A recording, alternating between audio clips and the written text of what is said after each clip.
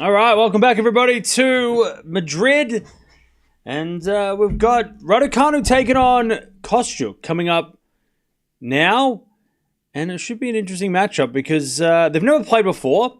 But it's a good opportunity for both ladies to actually go far in the draw because the draw's kind of really opened up. Because this section of the draw, which we're talking about in the moment, has had some withdrawals. So it's really open. And also, what's going on at the moment is also an upset on the cards as well. So let's have a preview. Look at the preview of this one. So they have played twice before. I just saw then. I don't know why I didn't say they haven't played. Anyways, winner of this play Kudermetova in the third round in a couple of days' time. And it's an open draw because Badosa withdrew earlier today. And Kudermetova just got through against Buksha, who came in to replace Badosa. So it's going to be a tough match for either player because Kudermetova has done well here before. But and also Kenin, she's already through, so Kenin could be a fourth round opponent. But Zhang is down a set against Potapova, so they could open up even further if Zhang does lose. Marta Kostyuk, number 36 in the world, 22 years old from the Ukraine, 5'9", right-handed. She's got 11 wins, 9 losses on the year, so not the greatest season yet. No titles this year, but she's got one career title. Her form has been a little bit sketchy, though. And Emma Raducanu, world number 49, 22 years old from the UK. She is 5'7", right-handed, 7 wins and 7 losses on the year.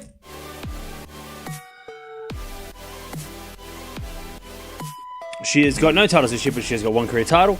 And her form has actually been pretty solid. She played really well the other week in Miami. They played twice before, including playing here 3 years ago. Raducanu got the win. So that's a good sign for Raducanu. But let's see whether or not she can make it 2 out of 3 because Kostyuk won their first ever match. But that was on an indoor hard court, so a totally different situation. All right. How we doing, chat? Zverev won really easily while we were gone, so that happened. What else happened? FAA lost, which was a little bit disappointing after in his matchup, so that's a little bit disappointing. But and Zhang's losing at the moment, which I think is the big story so far. She's down a set, but she's up a break in the second. So we'll see what happens next. But, very good opportunity for both these ladies to make a bit of a run. Zverev looking very confident today. Played solid. Nice. Anisimova could lose here. She is, her and Stearns are going the distance. They're about to go to a third set tiebreak if Anisimova can hold. And Stearns got a match point. Also, the schedule for tomorrow's come out, and it is pretty crazy. We've got Djokovic versus Rinaldi in the afternoon. Tomorrow night, Swiatek versus Noskova. Paul versus Fonseca. So back-to-back, they're the late-night matches. And Draper Grigspor also tomorrow. What else we got? Tsitsipas Struff. Andreeva plays tomorrow. Vekic Navarro's tomorrow. Echeverry Musetti. Gauff versus Lee. So tomorrow night's where all the good matches are. I would guess. I mean, the 2 matches that I want to watch are tomorrow night. So we'll watch them tomorrow night. Svitolina going strong. Yeah, she got through pretty easily, which was great because it meant that we could watch this match.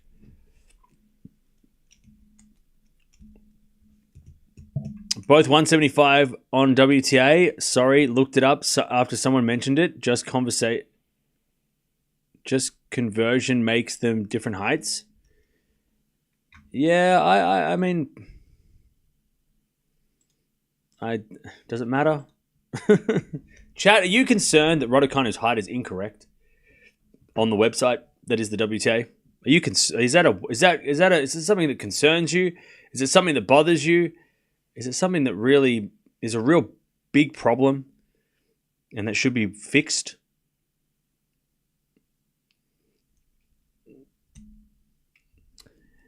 By the way, Mertens is trying to win the match against Osorio to take on Sabalenka. Okay, most people say not really. Look, like I said, if you're not happy with it, call them because I can't change it. I'm going off the WTA website. That's where all the stats and stuff come from. So I can't. If they got it on their website, that's how it shows. If you don't like it, you got to call them. I would bet that this match will have an MTO. Okay, I think hasn't Kostyuk been injured lately? So I think she probably will get a medical timeout if she's struggling with injuries. I mean, people on dating apps scare about height. That's funny. Did the website say that Riley Opelka was 7 years old? No, that was a typo.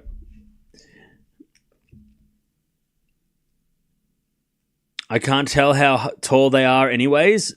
Yeah. You can't see it on the screen, so I might as well... Yeah. I think it does matter if it's like a big discrepancy, but I mean...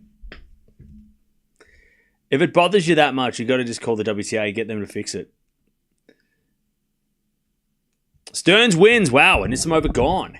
Interesting.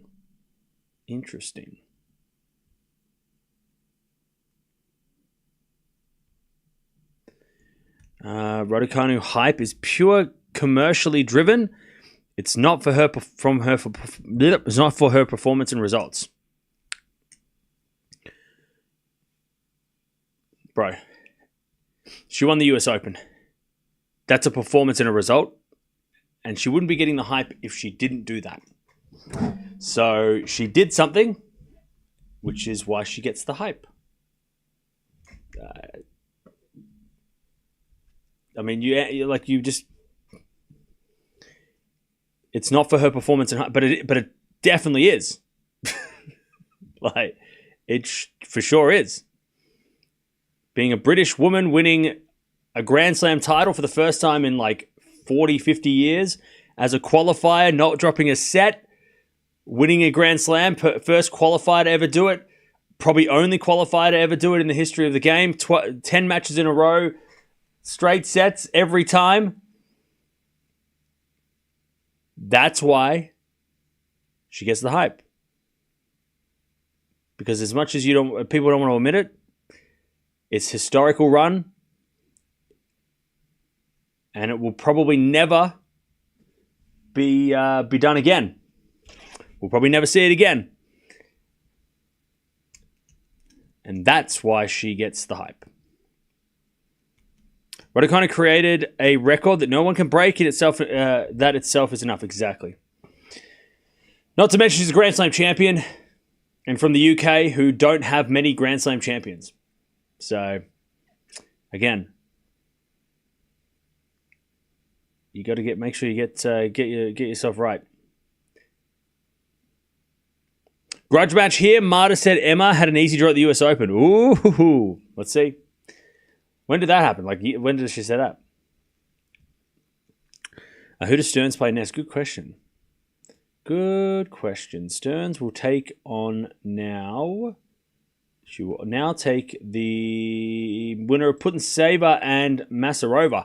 So Sabalenka's draw just got a hell of a lot easier without Anisimova, who has a winning record, I think, over her. So, yeah, Sabalenka's draw just opened up a lot more. And one of these ladies could play Sabalenka in the quarterfinals. All right, there's warm up the serves, and then we will get this started. Raducanu should win. You know how British when... Wait, what? I have no idea what you're saying. It's a 50-50, this one. You know, Kostyuk, more experience on clay. Obviously, had a good run last year on clay, making the final of Stuttgart. But obviously, Raducanu's been in the better form, and Kostyuk's got maybe a bit of an injury worry. So it's a 50-50. Depends on how injured Kostyuk is, I think. If she wasn't carrying, it looks like a back injury, then you would say that Kostyuk would probably be the favorite. But I don't know. I feel like this is a 50-50. Raducanu lower ranked, so you know the higher ranked player being Kostyuk. I don't know. I think it's a 50-50. British players winning slams is like Kyrgios going 5 minutes without bashing Sinner. It doesn't happen. What are you trying to say? Raducanu hasn't beaten her here in Madrid in 3 years. At Madrid 3 years. At Madrid 3 years ago. Has beaten her in Madrid. Yeah. Sorry. I can read. Feels like what depends on what version of Kostyuk shows up. Yeah. We know what Raducanu's been doing this year. She's been playing really well. But it will depend on what... If Kostyuk plays well, you think the clay court would be the difference in favour of Kostyuk. Anyways, who you got, chat? I've got Raducanu in 3. I reckon she's going to take advantage of this draw that has opened up. And she's going to continue her run. By the way, this camera angle, because we're on an outside court, is very, very high and hard to watch. But we'll do it anyway. Do our best. That goes wide by Raducanu, love 15. Love 15. Emma wins 6-1, 6-3. Kostyuk in 3. Kostyuk in 3. Emma in 3. Kostyuk in 2. Okay. As the return goes, forehand goes in the net from Raducanu. Love 30. Raducanu's win against her in Madrid a few years ago should help her. Yeah, that should, especially, getting a win on clay against the person you're playing is, on the surface you're playing as well, is got to give you some confidence.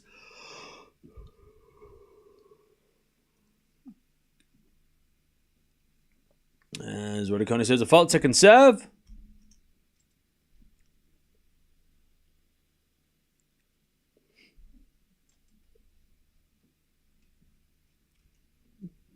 Serve goes in. The return is better.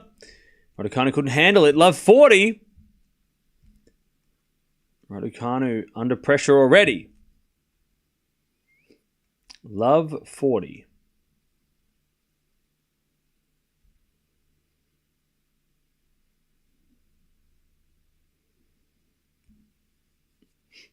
As with a serve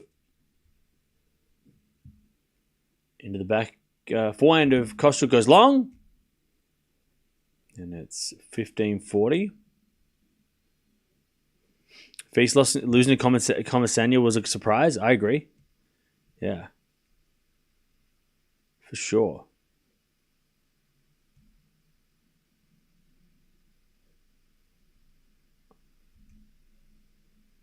As the return goes... forehand goes out by Raducanu. All right, break to start. 1 love. 1-0. Kostyuk.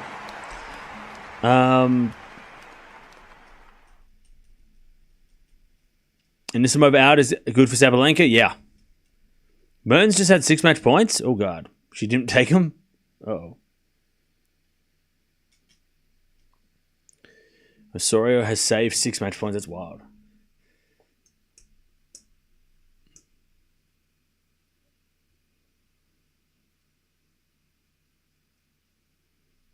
All right. 1-0 Kostyuk breaks.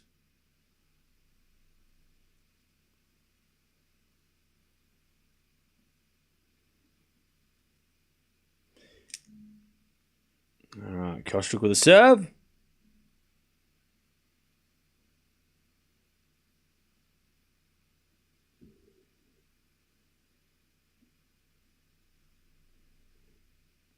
There's a fault. Second serve. As a return goes the forehand to Kostyuk. Raducanu backhand. Into the backhand of Kostyuk. To the forehand of Raducanu is Kostyuk. Again to the forehand of Raducanu, who hits an error. 15 love.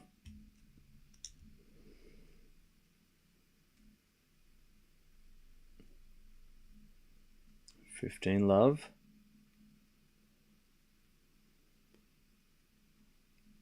As with a fault from Kostyuk. Second serve.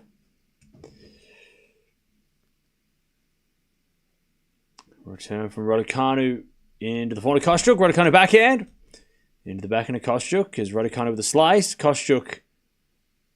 Slice comes to the net. Raducanu with a pass. Kostyuk volleys it away though. 30 love.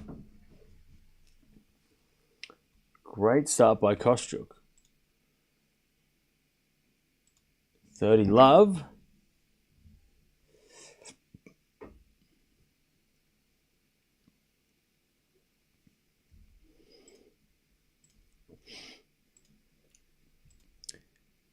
Yeah, look, we don't do politics here, so please keep it to yourself.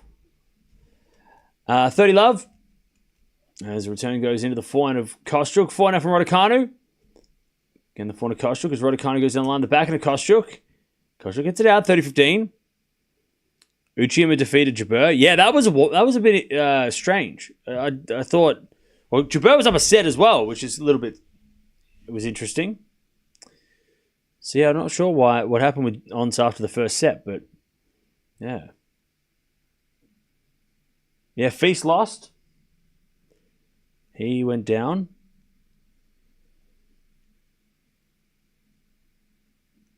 As it'll forehand now to the backhand of Raducanu, but Raducanu puts it out, 40-15.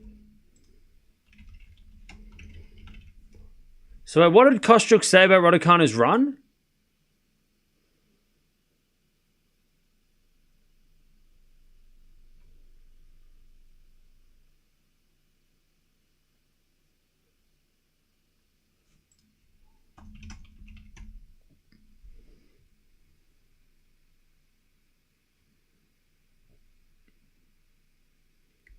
I can't see anything.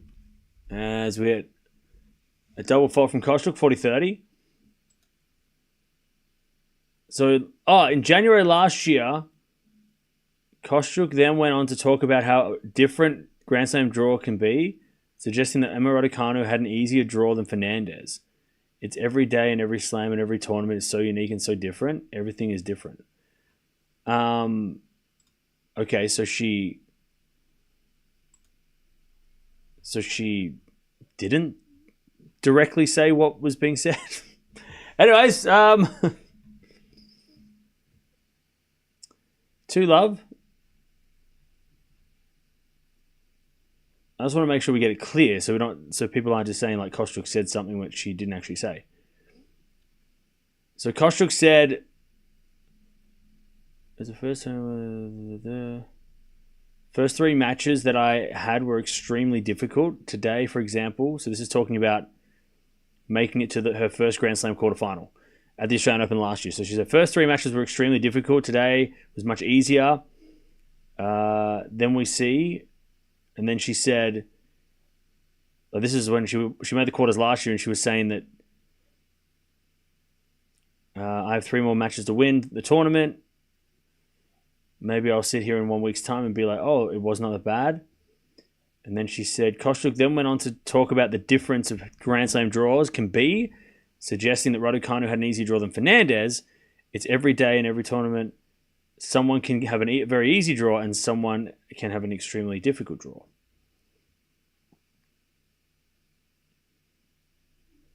I have an easiest draw. I have an easy example of when Layla and Emma played in the final. What draw Layla had and what draw Emma had. Emma, no offense, but Layla was really fighting for her life every single match. I think there are players who really win this Grand Slam and they're like, wow, I don't think I will ever recover physically and emotionally. And those who say, oh, it'll be fine, I might do it again. All right.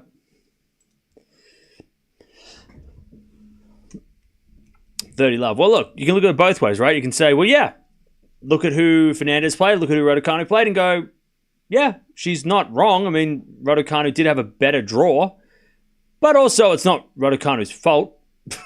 Also, you got to add on the fact that Raducanu played 3 extra matches. So just 7 really hard matches, or 7 hard matches, or let's just assume all of them were hard, or 10 matches. I mean, I think it probably evens out. But Kostyuk gets a winner, 30-15.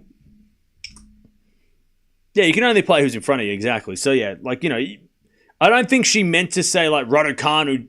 I mean, she wasn't going on about how Raducanu doesn't deserve anything. She was just trying to make a comparison that hey, some players get easier draws than others. She wasn't saying that's why Raducanu won anything. She's just making a comment. By the way, this was over a year ago that she said this, so I don't think Raducanu is probably thinking about that too much today. All right, 40-15. Cam defends Raducanu. Huh? I'm not there's nothing to defend. I was just telling you what they were saying, and 40-15. Yeah, Kostyuk's not wrong that players get easier draw than others, but I don't think she was going out to say that Raducanu won the US Open because it was an easy draw. That wasn't what she said. She was referring to herself that she had to play really tough matches like Leylah Fernandez did compared to Emma at the US Open in 21. She wasn't talking about how Raducanu's draw was so easy that she shouldn't have deserved the slam. There was nothing like that. She was being asked a question about difficulty of draws. You know? Yeah, she didn't mean it like... She wasn't meaning it as like Raducanu didn't deserve anything. She was comparing her own tough matches to what Leylah had to do in the US Open compared to Emma, and that's that is the easiest comparison because if you look at their from the main draw onwards, Raducanu didn't play the same players that Leylah did. Leylah played a lot harder players on paper and had a lot longer matches, but who's to say Raducanu wouldn't kick their ass too? Fernandez struggled, got to tiebreaks and third sets for a lot of matches, but who's to say that Raducanu wouldn't have beat those players in straights that week? She was on fire. We'll never know. But yeah, I don't think Kostyuk meant anything mean by it. Raducanu hasn't won anything since, so let's move on. I think you need to talk to yourself. Look yourself in the mirror and say that. Just look in the mirror and go, move on, because you're the one who is hung up on Raducanu not being worthy of anything or not deserving anything. You said it at the start of the stream, remember? Remember you said at the start of the stream, why did she get all the hype? She didn't even do anything.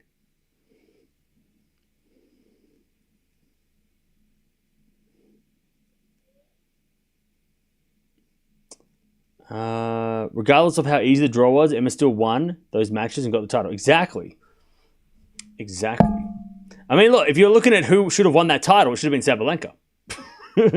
If you want to go back and retroactively go, hey, who should have won US Open 2021?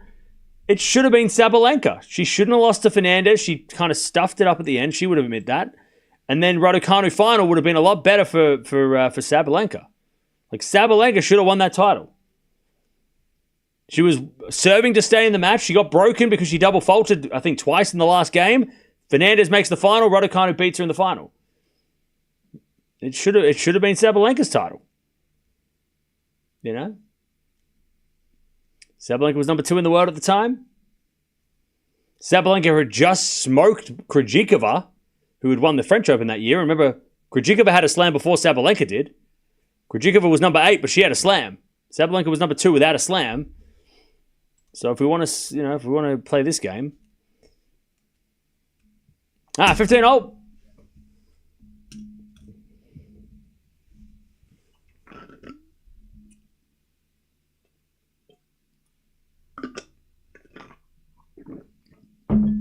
As we get a serve from Kostyuk. There's a backhand return from Raducanu to the backhand of Kostyuk. Raducanu again to the backhand of Kostyuk, into the backhand of Raducanu, to the backhand of Kostyuk. As Raducanu into the forehand of Kostyuk. Again, the forehand of Raducanu. Kostyuk with a slice in the nets. 15-30.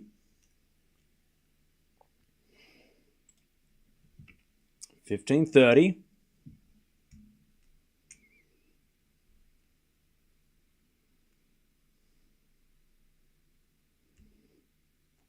Chance for Raducanu to break back.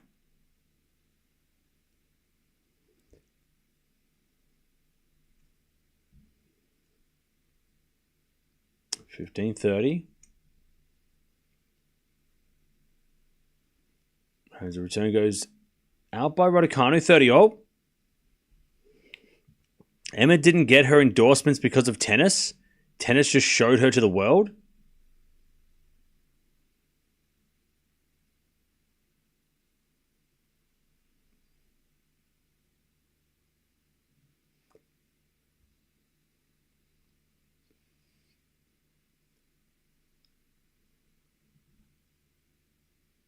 What? I don't get. What are you talking about? I don't understand. Like, what do you mean? Are you saying that, like, before she played tennis, she was a model and she was going to get hired by all these brands to be in their ads? Like, what do you mean? What are you talking about? That doesn't make any sense. She wouldn't have got those endorsements if they didn't think, oh, she's very popular and she will be in front of a lot of eyeballs, which is why we want her to be the face of our brand. Like, what are you talking about? She wouldn't have gotten any endorsements if she didn't play tennis. Slice goes in, and the backhand winner from Kostyuk at the net, and it's 3-1. It's because of her looks?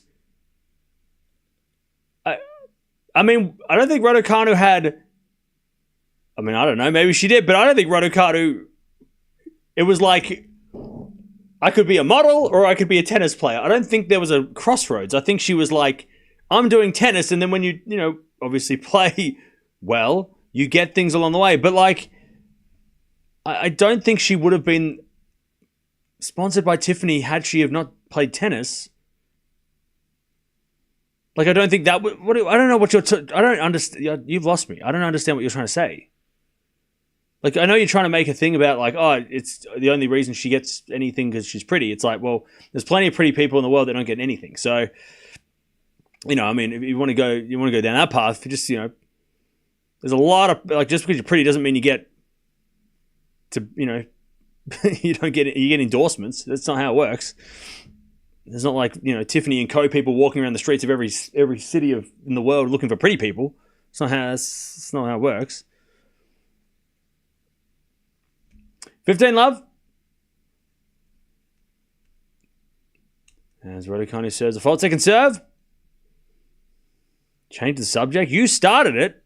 You brought it up. I'm trying to figure out what the hell you're talking about. You're confusing me and the chat. Explain yourself. Backhand goes down the line. Raducanu gets it back, but it's in the net. 15-all.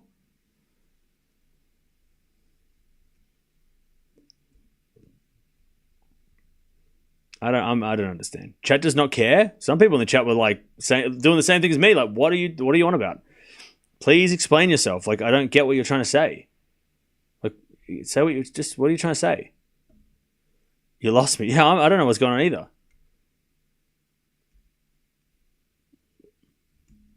As we return now to the forehand of Raducanu. Back in now from Kostyuk. There's a slice. Raducanu's going to get there. Kostyuk with a volley goes in. Raducanu puts up a lob, but it's wide, and it's 15-30.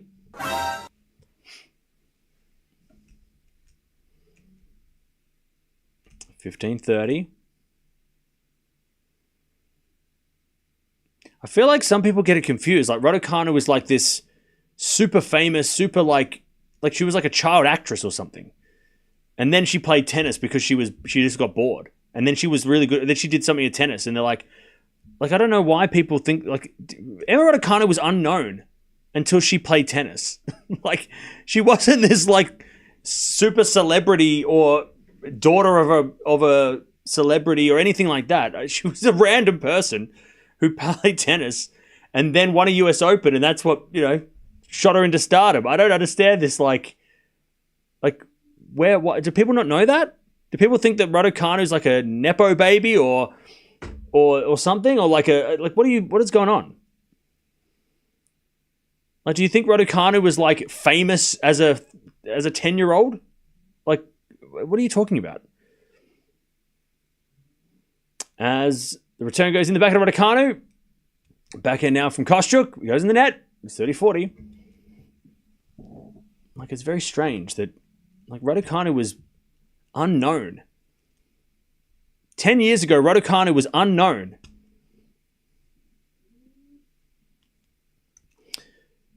In fact, before Wimbledon 2021, she was unknown. She makes a good run at Wimbledon, which gets the British public excited, which sets, gets the world talking, and then she wins the US Open. That's why she's here. That's why we're watching her here. Otherwise, if she doesn't do that stuff, we don't know about her. 30-40. As return goes in the net from Kostyuk, and it's deuce.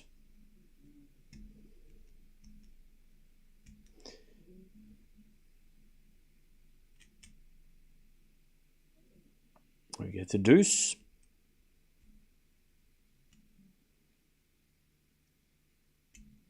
If Emma had an easy roll, then so did Kostyuk, because Kostyuk played Zachary. Ooh, good point. As that lob goes out by Kostyuk, and it's advantage Raducanu. Potapova won. She beat Zhang. Wow, the draw's so open now. The draw is really open for these two ladies. Don't tell them, because otherwise it might end badly. Yes, Zachary Kostyuk played in the first round, and Zachary won easily. So, yeah. All right, fine now from Raducanu goes wide, and we're back to deuce.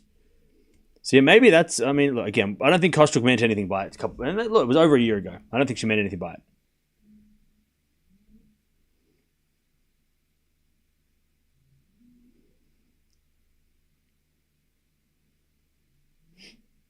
As Raducanu serves again. Serving to the forehand of Kostyuk. Raducanu forehand to the forehand of Kostyuk. As Raducanu forehand down the line. To the backhand of Kostyuk. Into the backhand of Raducanu. Kostyuk forehand on the stretch. Into the forehand of Raducanu. As Kostyuk forehand inside out. Raducanu backhand slice. Kostyuk puts away the smash. And it's advantage Kostyuk for a double break. All right. Advantage Kostyuk. Potapova was also down a break in the second. Wow. Great win. Great win for Potapova. All right, advantage Kostyuk to get the double break. As the return goes in the net, we get back to deuce.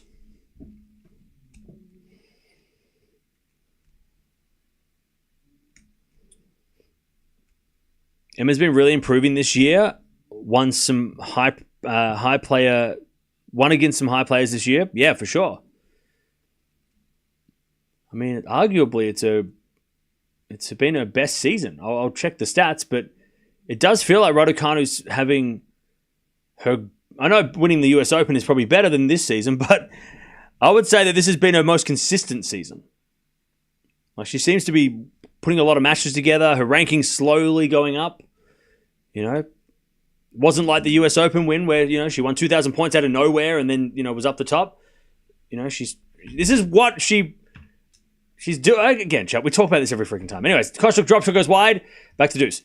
When she won that US Open, she had to learn tennis in reverse. And now, the last two seasons, especially this season, she's slowly going up the rankings just like she probably should have. If you take away that 2021 season and you start at Raducanu 2022, from then to now, it's a natural progression of how her ranking should be. Even if you take it to the end of 2022, 2023, 4, 5, that has been the natural progression of Raducanu's career. And that's how it usually is done, right? That's how players usually, you know, climb the rankings. Obviously, she had the predicted ranking because of the injuries and stuff. But like the way that she's been slowly progressing through tournaments, you know, getting wins here and there and losing some matches here and there as well. She's, again, trying to learn how to go about it like everybody else has. And she's got the advantage as we got a fault second serve. Second serve.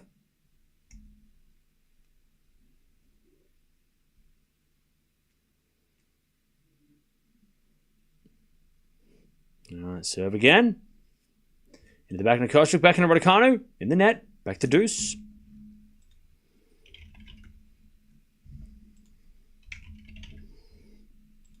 Back to deuce.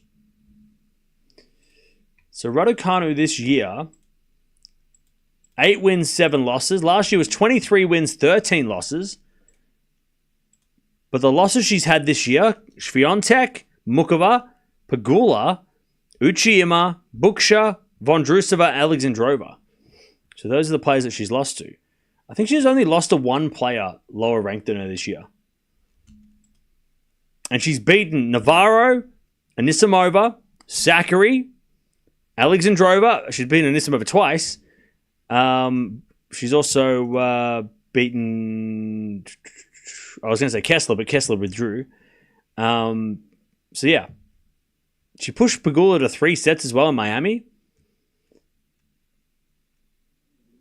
So it's been a solid year. There's been a 400 return in the net from Anisimova and Raducanu. Sorry, Anisimova. Kostyuk and Raducanu holds 3-2. So yeah, it's been I don't know. Look, Chad, I'm always going to defend the players, especially the ones that I think get a rough deal by people that just don't like them for no reason. I'm biased, all right? We're pro player, Chad. We're pro player, all right? And if somebody's going to start crapping on a player, I'm going to tell you why you're wrong. And Raducanu gets a lot of hate, which I don't understand. But yeah, she has been injured, just coming back, had a lot of surgeries. Raducanu had 2 wrist surgeries and an ankle surgery, which took her out for 9 months. She come back at the start of last year, and since then has climbed up the rankings. So that is where we are. Matthew. Highcam prediction, please. Borges vs Fokina. That's a tough one. I don't know. I don't do predictions on request because I'm not gonna. Because if you use that to bet on something, I don't want to be responsible. So trust your instinct.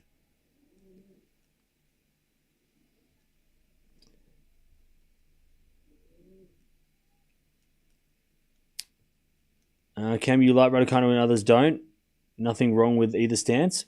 Hey, look, you don't have to like every player, but I also just understand the people that come to these streams when they don't like her. Like, if you don't like Raducanu, why are you here? That doesn't make sense, right? Like, those are the ones. Like, I'm not here and I'm here talking about the players, and then someone's coming in and saying I don't like this player. It's like, cool, but you could say that somewhere else. Like, you don't have to. Why are you here? Why are you watching Raducanu if you don't like her? That's strange. It goes for any player. Why are you watching Alcaraz if you don't like him? Why if you hate Alcaraz, why are you watching him? It's just weird. 3-2 Kostyuk, by the way, as a backhand slice goes into the forehand of Raducanu.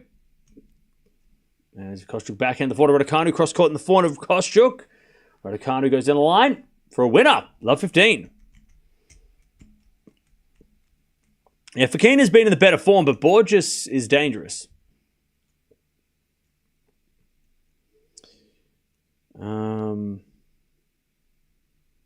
Haters are sad people who think they need to share their awful opinions. I doubt any of them can play tennis at all. Yeah.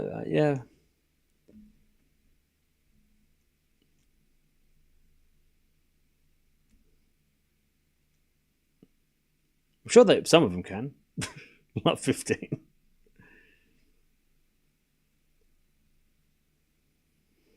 A serve from Kostyuk.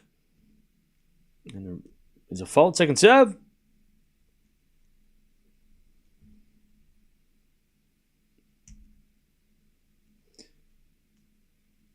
Second serve. Double fault. Yeah. All right, love 30.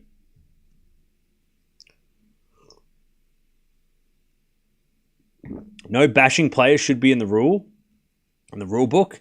Some people are nasty. Yeah, that's a good one too. Maybe we will add that. Yeah, no bashing players. That's a good one. Because that does happen a lot. All right, love 30. Like, you can have your favorites and cheer your favorites, but yeah, bashing players. I mean that's not on. Anyways, love 40. Raducanu a chance to get back on serve. Love 40.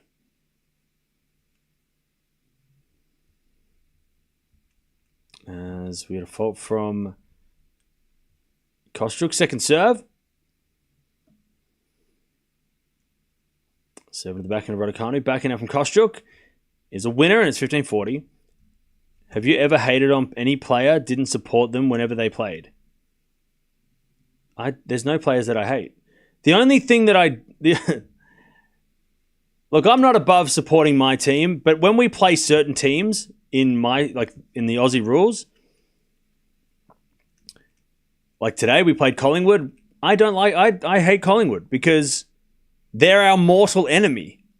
As an Essendon fan, Collingwood are the enemy. They're our biggest enemy. As Raducanu gets a break back. Real. But I don't think if you're a Kostyuk fan that Raducanu is your mortal enemy. Right? So I understand like a rivalry like Djokovic versus Alcaraz. But also I don't go out and watch Collingwood games when they're not playing Essendon and then just be like support like I don't watch games of football of the rivals. I don't care if they lose, yay, but it's also like I'm not actively watching them.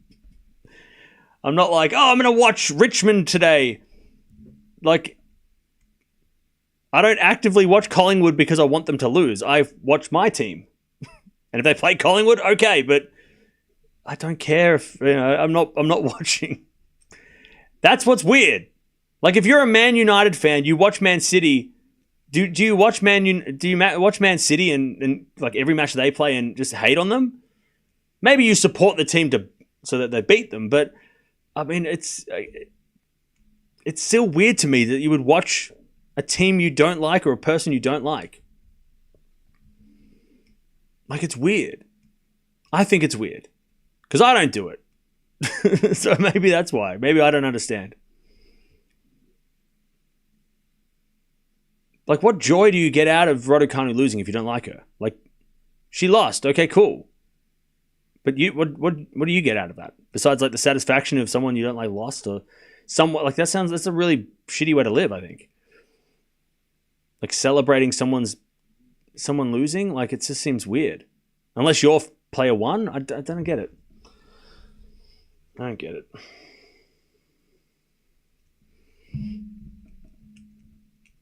Anyways, love 15. We're back on serve. Let's move on.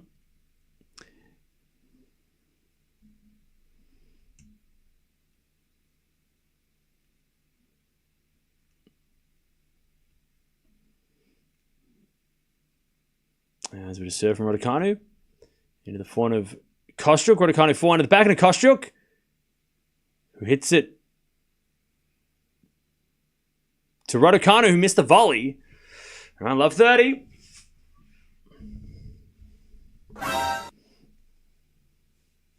Always a good day if City and Poole lose if you're not a fan. Okay, maybe that's the wrong analogy. But I don't know. But do you watch? I mean, I guess if you like football, you watch all the matches. I don't know, chat. Maybe I'm changing my mind. If you love tennis and you have nothing else to do, maybe you're just going to watch everybody, and then you're like, I don't get it. I feel like it's not really. I don't know if you can apply team sports analogies to individual sports. Does it work? I don't know. Anyways, backhand goes into the backhand of Kostyuk. Kostyuk gets it out, 15-30. 15-30.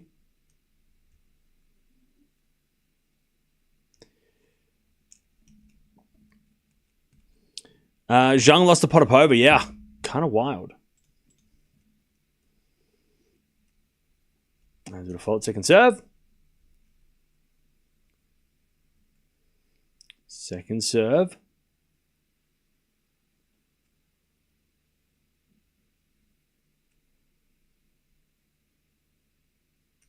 As we get a serve from Raducanu, 15-30. And we get a fault second, or double fault second, 2 break points. 2 break points.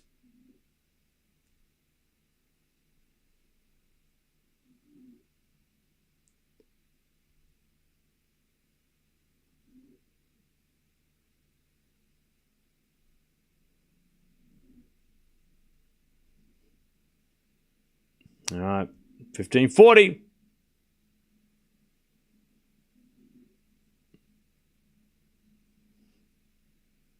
As the backhand of Raducanu on the stretch. Into the backhand, Kostyuk in the net, 30-40.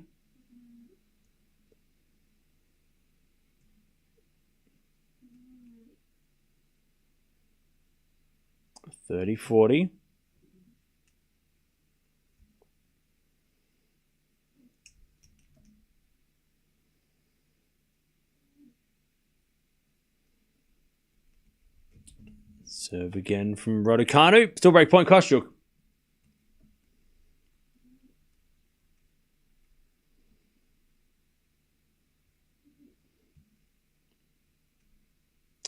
As Raducanu serves the fault. Second serve.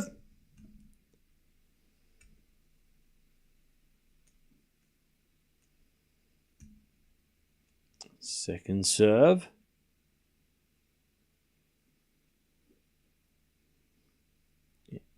It's a double fault. All right. Kostyuk breaks. 4-3.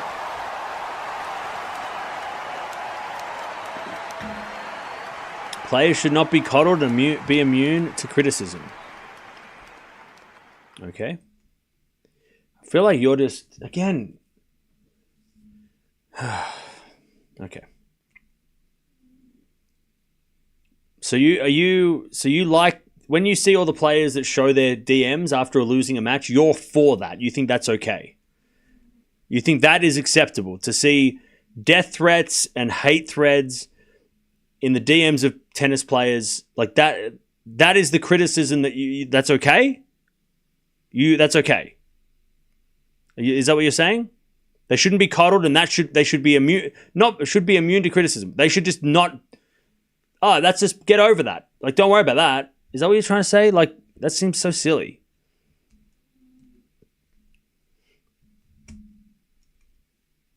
Because that's what it gets to. Like, you might say like one or two things here, but then you get people that go from, I don't like this person, to then that extreme. Like, that's the start. They're like, if you let people get away with like just talking shit, they're going to then push it as far as they think they can get, you know? It's definitely not okay. I mean, 100%.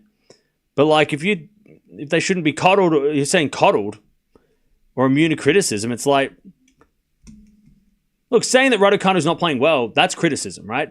Saying that her forehand is not working, or she's hitting a lot of double faults today because her serve is not working today. It's a bad serve today. That's criticism. Saying that she sucks and I don't like her and she doesn't deserve anything that she gets, that's not criticism. That's something else. That's something different. You don't deserve what you have. It's like, wait, what? Like, criticism, like, that's not criticism. That's just straight on hating on somebody. Like, that's different. And then there's the people that take it another step further that, like, get into the DMs and start doing that shit, right? So I don't get it. Like, what,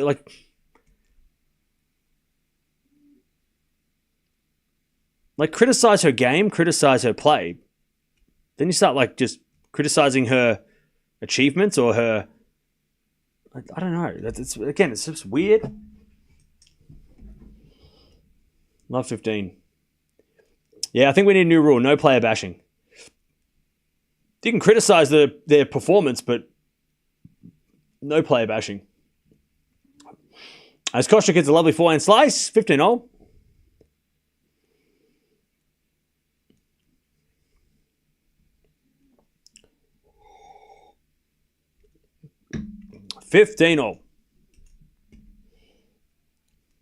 As we just serve again. No player bashing no matter who they are. Oh, no. There's no, yeah, we're not going to, like, make an exception. No.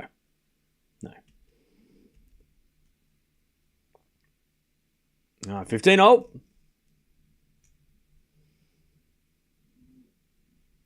As the return goes out by Raducanu, 30-15. Oh, sorry, it was an ace, was it? Oh, great serve from Kostyuk. 30-15.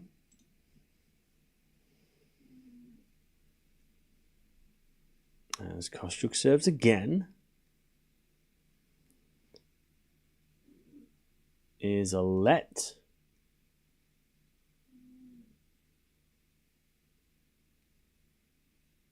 As we just serve again.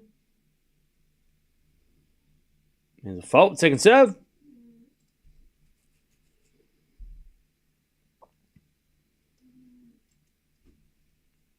Second serve is double fault. 30-all. Chance for Raducanu to break straight back.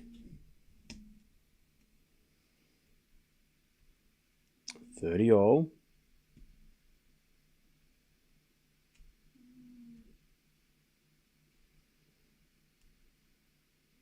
As the return goes into the corner, Kostyuk. Kostyuk gets a lovely winner in the corner, 40-30.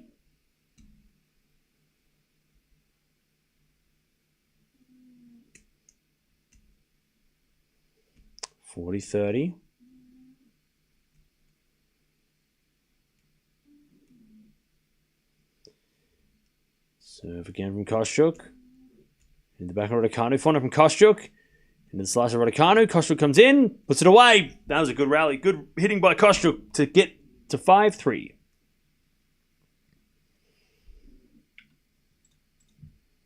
All right. 5-3 Kostyuk.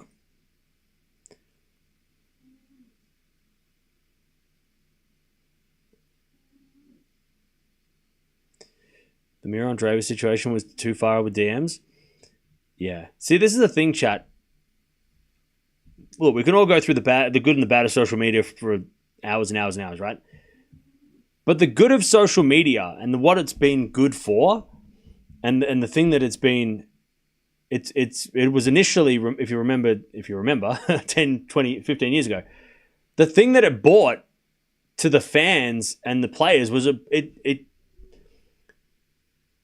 the barrier between players, or the access, maybe not access, but we'll go with that. The access between players and fans was almost eliminated. You know, before social media came along, you wouldn't have been able to see much of the training unless it was, posted by certain outlets, right? Or on the news, right?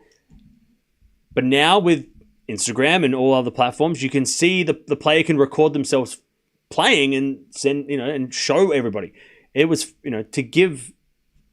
That's what it was first used for, right? That's what it was praised for. And obviously nowadays, it's more demonized because it's like, it's too much access. Like, you can directly get into someone's comments. You can directly get into someone's messages. Like, it might be too much. Like, but the thing is, the alternative is like, then players all delete their socials. And then we don't have any access. And then the fans have to just watch whatever comes out from the tournament or whatever comes out from the news, right? So then we go back to 2005 when you had no access to players. Like, that's what's going to end up happening, is that players are just going to go, no, forget this. I'm not dealing with that abuse. I'm just not going to, and the fans lose. It sucks because we're not going to get to see behind the scenes of stuff or players, what they do in their spare time or what they're up to. We don't get that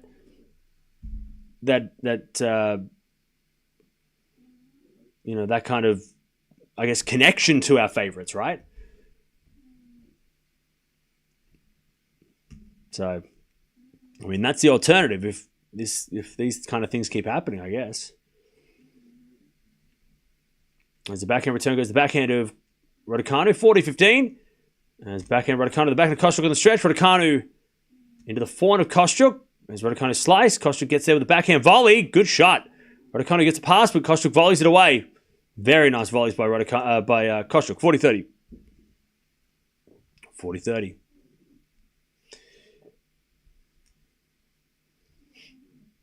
40-30. Well, yeah, that's it. Bad things have happened in the past before social media, but now with social media, it makes it even scarier. For sure.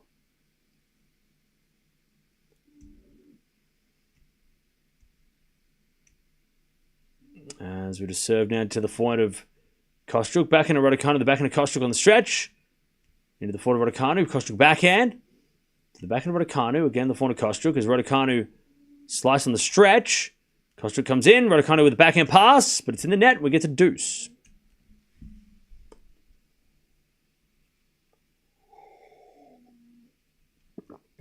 All right. We get to deuce.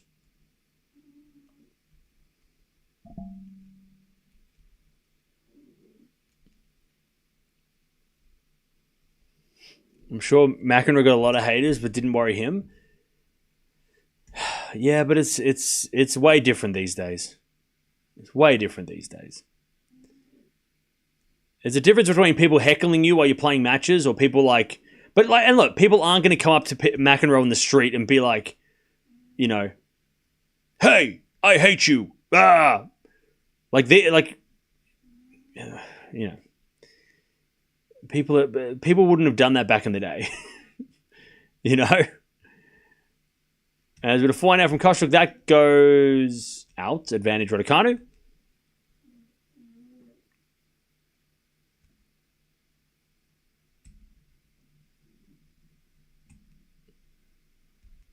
There's no consequence when people, you know, type things that they would never have said into their face. You know, there's no consequence. That's you know, it's a free of consequence. Whereas if you say something to somebody into their face, there could be a reaction.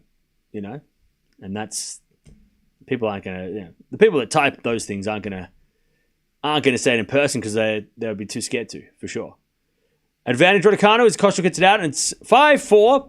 Raducanu holds. Kostyuk's going to serve for the set. By the way, Raducanu just blocks her ears because there's so much... They're playing on a court that is surrounded by other courts that are very loud. So I don't know who's playing on the courts next to it, but Raducanu just went like this to her ears because she knows there's a loud noise coming from the other courts during the points too. I don't know what court's next door, but they're loud. All right. I don't blame the players for being ambivalent about social media. Yeah. Well, a lot of the young players, like the 18, 19-year-olds coming through, don't have Twitter or X. Like, I don't think, like Fonseca and Tien, I don't think they use that. I don't think Raducanu has it. I don't even think Kazatkina or Raducanu, I don't think they have it. I think Instagram is the only one that most players have. You know. I don't think they use many other. Obviously, some players use YouTube. That's a different thing, but you know, for a different reason. But I think these days it's like most players just have Instagram, and that's all they use.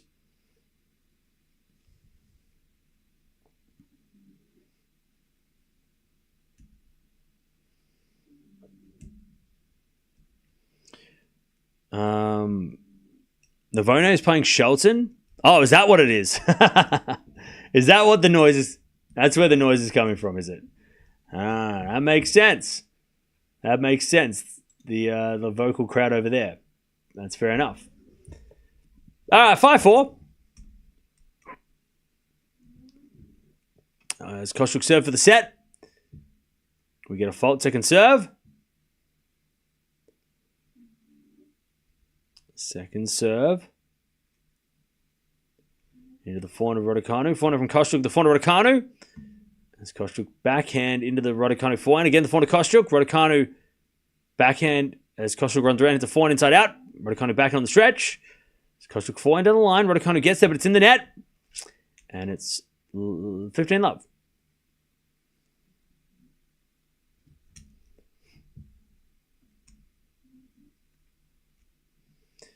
All right. 15-love.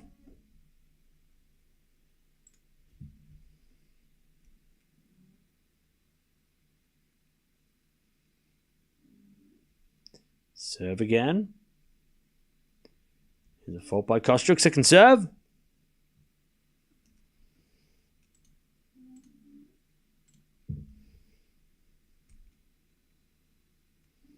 As the return goes into the forehand of Raducanu. Raducanu in the net, though, and it's 30-love.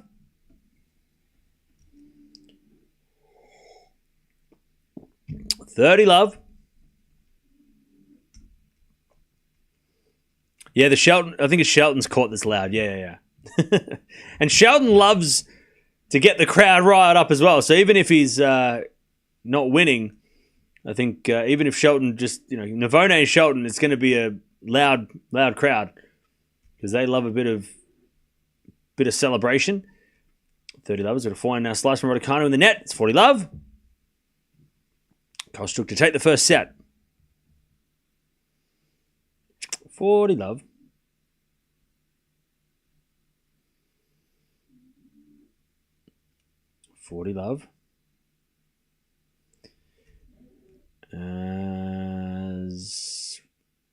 Kostyuk serves a fault. Second serve.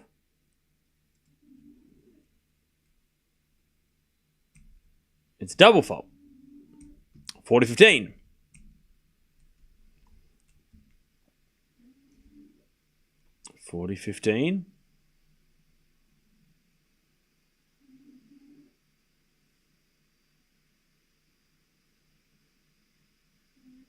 As Kostyuk serves again. Here's a fault. Second serve.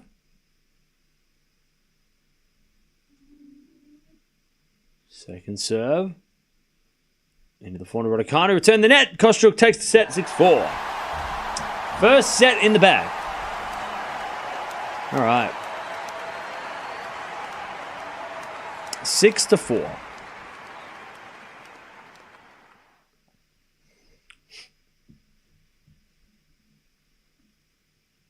All right. Being able to be anonymous is a breeding ground for hate. It's not really being anonymous.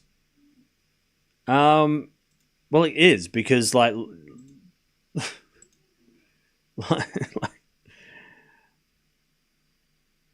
I mean, look. Most people in this chat are not using their real names. And that's okay. That's fine. But that's being anonymous. You're right, you know, so you don't put your own name out there, whatever. And that's okay. You can do that. But the people that hide behind that and then spew hate, that's the problems. They're the problems. Someone that's like, I'm going to pretend like I'm going to hide behind this random name and then say things so I don't get affected as the person that, like, the name that I really am. So it can't be chased back to me, right? That's a problem. That's a big problem. That's anonymous. Like, you can do that anonymously, and then if that account gets deleted, you make a new one. I mean, the people do that shit. They have nothing better to do. That's why they do it. 100% that's like being anonymous. Being anonymous is okay. If you don't want to, obviously people don't want to use their face on their profile pictures, that's totally fine. You have every right to do that. But it's the ones that use that as a shield, right? To hide behind so that they can say bad things and not be held accountable for. They're the problem people. That's what we're talking about. Right? They're the people that are the reason. They're the haters. They're the ones that hate everybody. And they're the ones that spew all the bullshit because they know that it won't get back to them at their work the next day. Their job, they can go to their job the next day, and the people at the work are like, "Hey, what's up, brother? You know, whatever your name is." They're not going to know who that person is because that's, again, they're hiding. You know? All right. Wait, Monfils withdrew? No. Nat, is that true? What if anonymous is your actual name? See, look, okay, make jokes. No, is that really?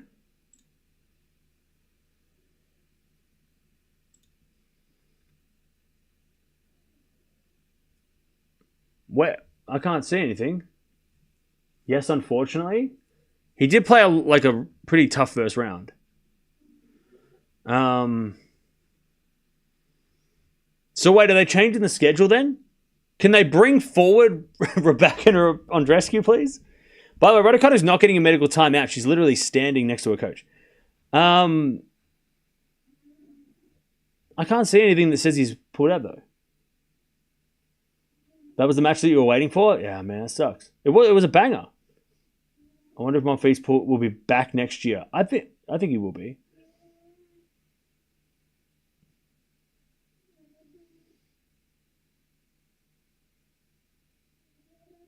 He is playing Rublev right now. No, he's not. He's playing Rublev in like a couple hours. He was supposed to play Rublev in a few hours. Where are you reading this? I can't find it. I can't see it anywhere. Where are you seeing this? Results say walkover. Does it? Where?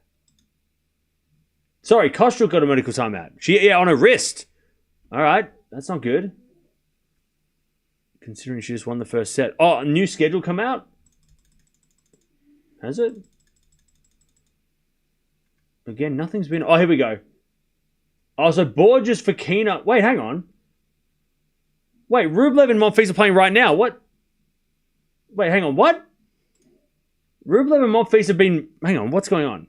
This new schedule can't be right because it's got... Rublev Monfils is coming on now, apparently.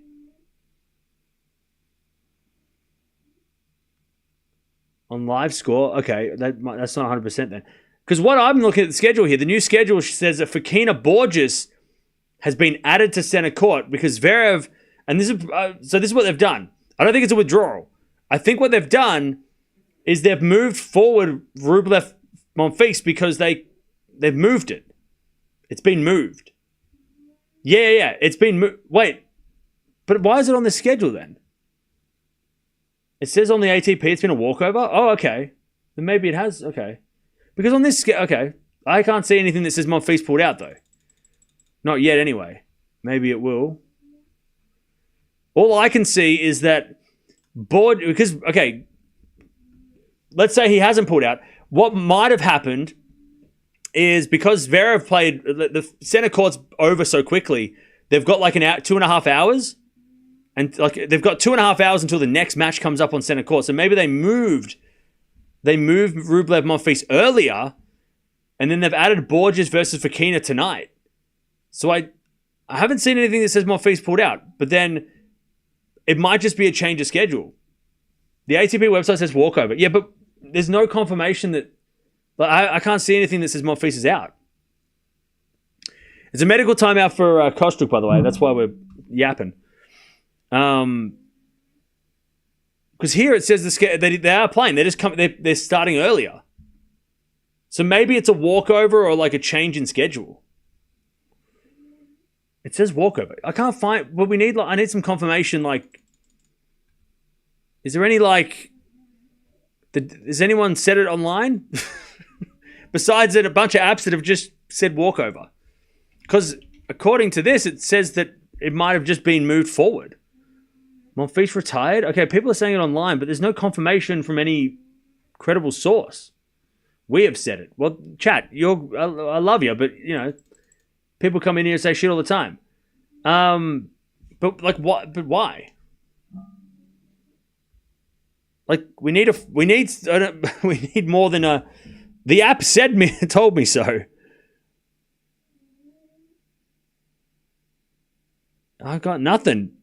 It might be true though. He might not be. He might have pulled out, but there's nothing saying that he did. Besides a bunch of apps that said that it's a walkover, but like there's no like. I can't see anything yet. Hasn't made its way onto the internet. Trust us, bro. Yeah. So that makes... So anyway, so if Borges and Fokina has been moved in that slot, so no matter what's happened, that match has been promoted, which makes sense, you know, the Spanish player on center court. Monfils didn't retire until Camp says. No. I just can't see anything online that says that he has. All I can see is a schedule that says there's been another match added, and that Monfils Rublev has been it was supposed to be a night match, but now it's coming on now. They're supposed to play now instead. That's the only thing I see. Because the center court's free for the next 2.5 hours, so it makes sense that they would move a match on to center court. But it's kind of weird that they would move. They would move Monfils forward. So maybe this schedule might not have it updated. Again, there's nothing saying that besides the app saying that he's out. There's no one's telling me. No one else is saying it. The Madrid Open hasn't said it. Monfils hasn't said it. I haven't. Well, not yet. Anyway, maybe we're just got to wait for it. Anyways, first set went to Kostyuk, but she just got a medical timeout on her wrist. So let's see if Raducanu can try and fight back here. Love 15. The schedule shows that Rublev defeats Monfils via walkover. Yeah, I mean, that's what I'm hearing. But again, I have no official confirmation of that. Besides Wikipedia and some apps. Like, like, chat, you know what I'm saying, right? Like, you know what I'm saying? Like you understand where I'm coming from, right? 15-0. Like, I can't say Monfils is not playing unless I see, like, someone say that he's not playing. I mean, it might be on the ATP website as a walkover, and it might be on, like, Wikipedia as a walkover, but, like, it's dead quiet online besides that. Like, no one's saying anything. Nothing official. 15-0? Like, no human being has said anything about it. You know what I'm saying? Technology, the apps are saying. I'm not saying it's wrong. I'm just saying that Tennis Channel haven't said anything. Madrid haven't said anything. ATP haven't said anything. Monfils hasn't said anything. The news reports are not saying anything. Like, I like the schedule and the app. I'm like, okay, technology, but they can glitch. So I can't take that as gospel until I see it in writing. You know what I mean, chat? Flash score is an app. I mean, glitches happen. They might have thought it was walkover when it was actually just a schedule change. You know what I'm saying? So I'm going to wait until we get official confirmation, then I can confirm that for you. Because I ain't got any official anything. But as far as we know, Monfils is not playing today. But I'll wait for confirmation before I can tell you.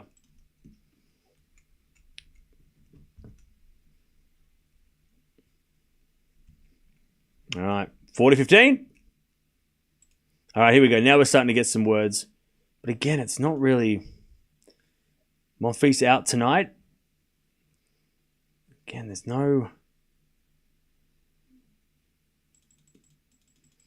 Anyways, 40-15, Raducanu. First game of the second as Kostyuk goes to forehand Raducanu. Back into Kostyuk. In the net, 1-love Raducanu. 1-0. Monfils said it. Where'd he say it?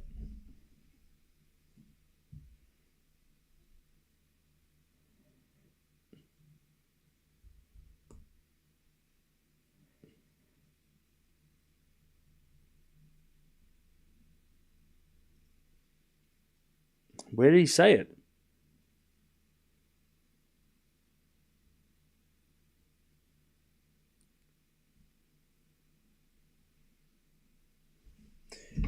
Anyways, 1-love Raducanu in the second.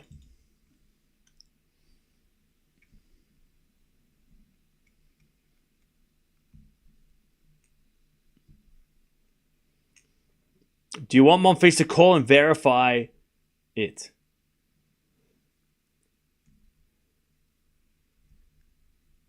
Yes. You smartass.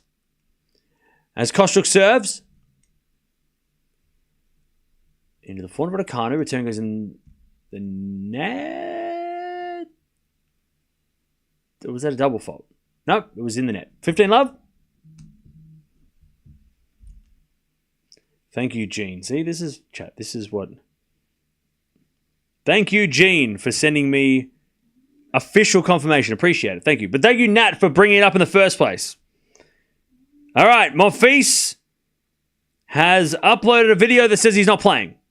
And he says he looks like... I mean, I don't even have to hear what he has to say. He looks like he's sick as a dog. 15-0. Monf is out. Officially out.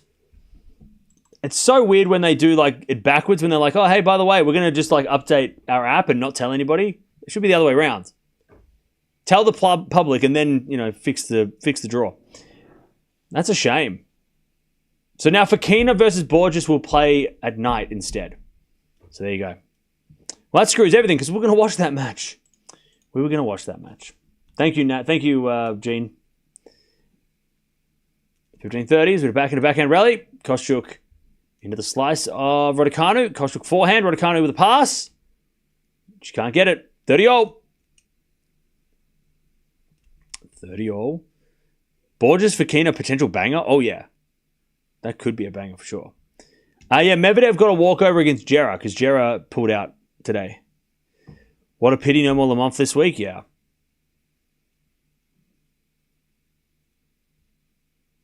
But good for Rublev. He dodged a bullet for sure because that was a tough matchup. Nice return, Raducanu. 30-40. Yeah, get well soon for Monf. He had a tough first round though, Monf. So he did beat Goyo really in a really tough one. So Bublik Rublev. Rublev's draw. I would love to see him play Mensik in the fourth round. That'd be fun. All right, 30-40. First serve is a fault. Second serve.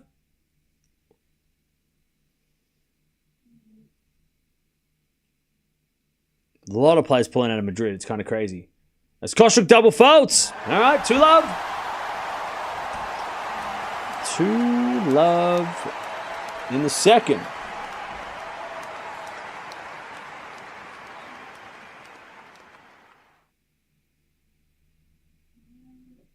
All right.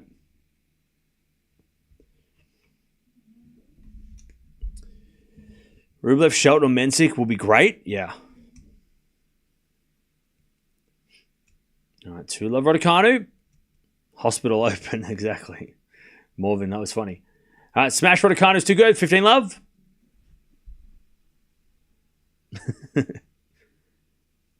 Worst tournament, just like Miami? Miami was great.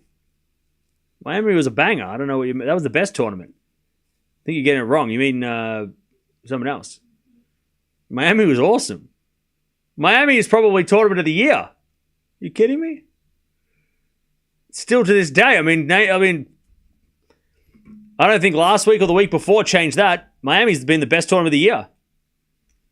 15-love. Into the backhand return. Into the backhand of Raducanu. Slice the backhand of Kostyuk as she hits the drop shot. Kostyuk. Raducanu comes in.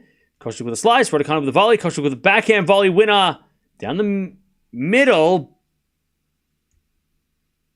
And it's 15-all. I lost a lot of money with Miami Open. Oh, okay. You mean personally you didn't like it. It wasn't like a bad tournament. It's just you it wasn't good for your bank account or something.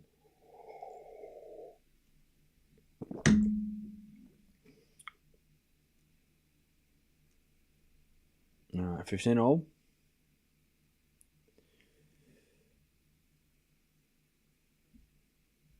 As Raducanu serves. A fault. Second serve. Madrid is repeating from last year with everyone withdrawing. Yeah. 15-all. As the backhand return goes in the forehand of Raducanu. Forehand out from Kostyuk as a winner. And it's 15-30. Chad, I have an idea. How about this? Make Madrid 1 week. And then after Madrid, have Hamburg as a 500. And then 2 weeks in Rome. So we go Monte Carlo, Barcelona / Munich, Madrid, and then a 500 event in Hamburg. And then 2 weeks in Rome. Backhand lob is too good by Kostyuk. 15-40. To get back the break. Because that way, I think if it's only a week long, players are more likely to maybe try and play. And then if they don't play, they at least can have the option to play next week in a 500 event, and it's not as taxing. Or they could take the week off if they're all injured, right? Sucks for Madrid, but it's also like, might be the best thing for the players. And it was 30-40, good hitting from Raducanu. And then that way you can play Monte Carlo, Madrid, Rome with a week break in between. So that way you don't get injured. If you do get injured, you can take a week off. You don't have to sacrifice a 1,000. You know, you just... By the way, Raducanu, I think, is getting attacked by a bug. Like a moth or something. No, it's like there's a big bug. Raducanu's just like, get that away from me. It just looks like a big beetle or something.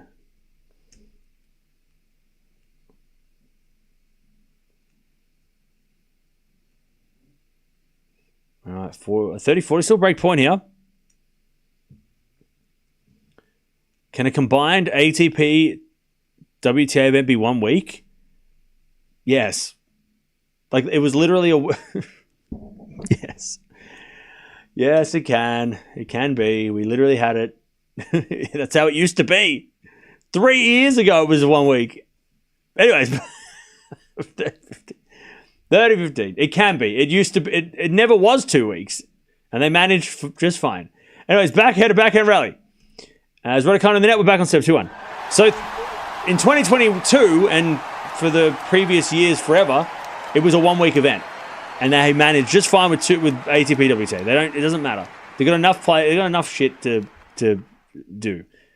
It's fine. Or you know what? What might be a better idea? Because Madrid has roofs, maybe keep it as 2 weeks and then put Rome as 1 week. So then you go Madrid 2 weeks in the middle, 1 week off, then Rome. You could do it that way, if you want, or you could flip. If you want to give Madrid the 2 weeks still, you flip them and put Rome first and Madrid or something. I don't know. I mean, there's a lot of ways you can do the schedule. Why do they change it? Because the ATPs, I think like their one vision was to upgrade all 1,000 events, or at least as many 1,000 events as possible, to 2 week extravaganzas. So that's the is the plan. Which is why we're seeing all the 1,000s going, being played over 2 weeks now instead of just the 1 week. And I understand why they did it. I understand the reasoning because remember the Grand Slams are not the ATP or the WTA. The Grand Slams are their own thing. So saying that like for players, the Grand Slams are the biggest prizes and the biggest everything, but for the ATP, the biggest tournaments are the 1,000s. So for them to want to make the 1,000s their biggest and grandest events. 2 weeks, I totally get that. I totally understand why they're doing that. They want to make, Indian Wells, Miami, Madrid, Rome, Cincinnati, Canada, all special, all like, 2 week special events. But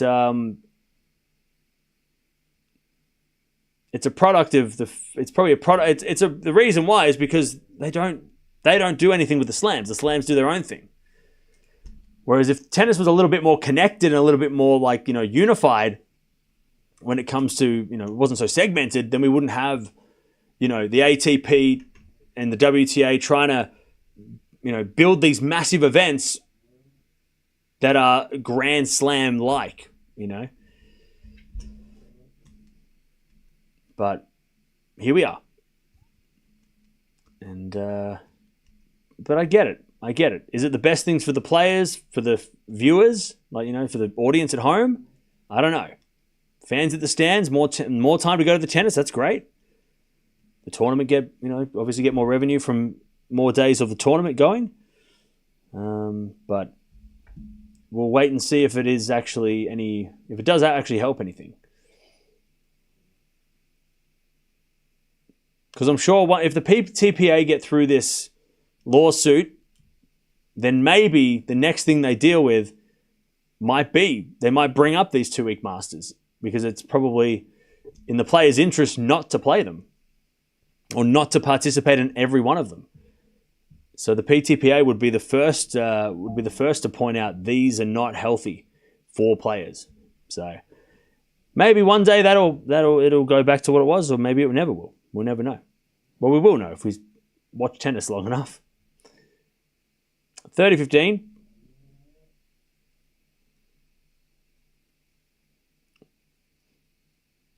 As with a serve into the backhand of Raducanu. Forehand from Kostyuk into the backhand of Raducanu. Is Kostyuk down the line to the forehand of Raducanu. Kostyuk with another forehand. It goes long and it's 30-all. 30-all. As Kostyuk serves again. You know what they should do, though? Look, I wouldn't mind doing this. If we're going to have 2 weeks of a tournament, why not have 1 week of the men's and 1 week of the ladies? Like, rather than having them combined, like, you could still have a 2 week event. You just have 1 week for one and 1 week for the other. It would still be 2 weeks. It would just, obviously, it would break it up, but, into two different tournaments. But, I mean, wouldn't that be Would that be all right? Then we get what we want. Fans get the 1 week Masters. They just have to go back to back. And then, but the tournament still stay 2 weeks. But then again, I guess the ATP, it's 1 week and WTA it's 1 week, so they'd have to be like merged or combined somehow. Like Dubai and Doha, yeah, I mean, kind of like that. Then the players only get 1 week of the tournament, but fans get 2 weeks of the tournament. Like the people that are there, Madrid get 2 weeks of tennis still, just, 1 week of women's, 1 week of men's, I don't know, I'm just throwing out ideas.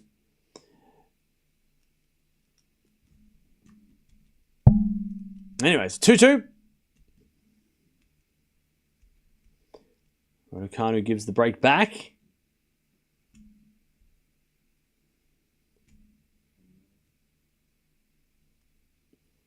As we return now into the forehand of Raducanu, back into Kostyuk on the stretch. Raducanu with the forehand, again the back into Kostyuk. Raducanu comes in, puts away the forehand, 15-love. Because Spanish people aren't going to the WTA tournament. Well, I'm watching, if this match is anything to go by, the stands are packed for this one. So,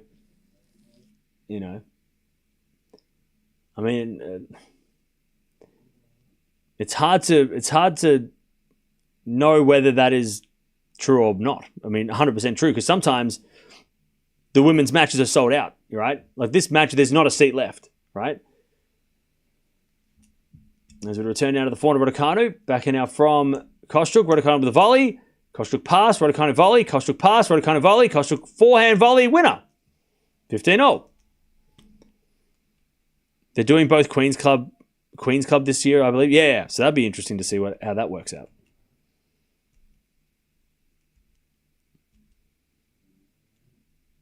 All right, 15-0.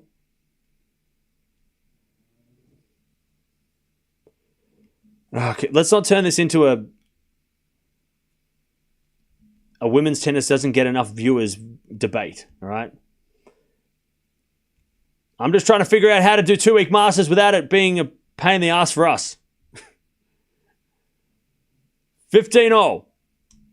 As Raducanu serves. A fault, second serve.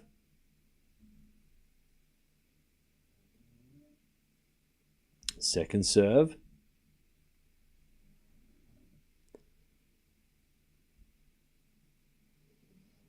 Into the back of Kostyuk. Return the back of Raducanu. Kostyuk slice. As Raducanu with the forehand. Hits a winner. All right, 30-15.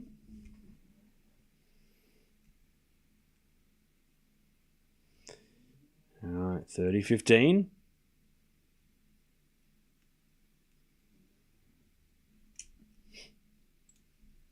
By the way, Shelton's down a set and a break, and so is Put and Saver.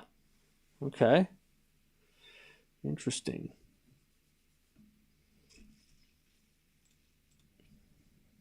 As Raducanu serves again. Into the back end of Kostyuk. Forehand Raducanu, the back end of Kostyuk on the stretch, but Kostyuk couldn't get it back. 40-15.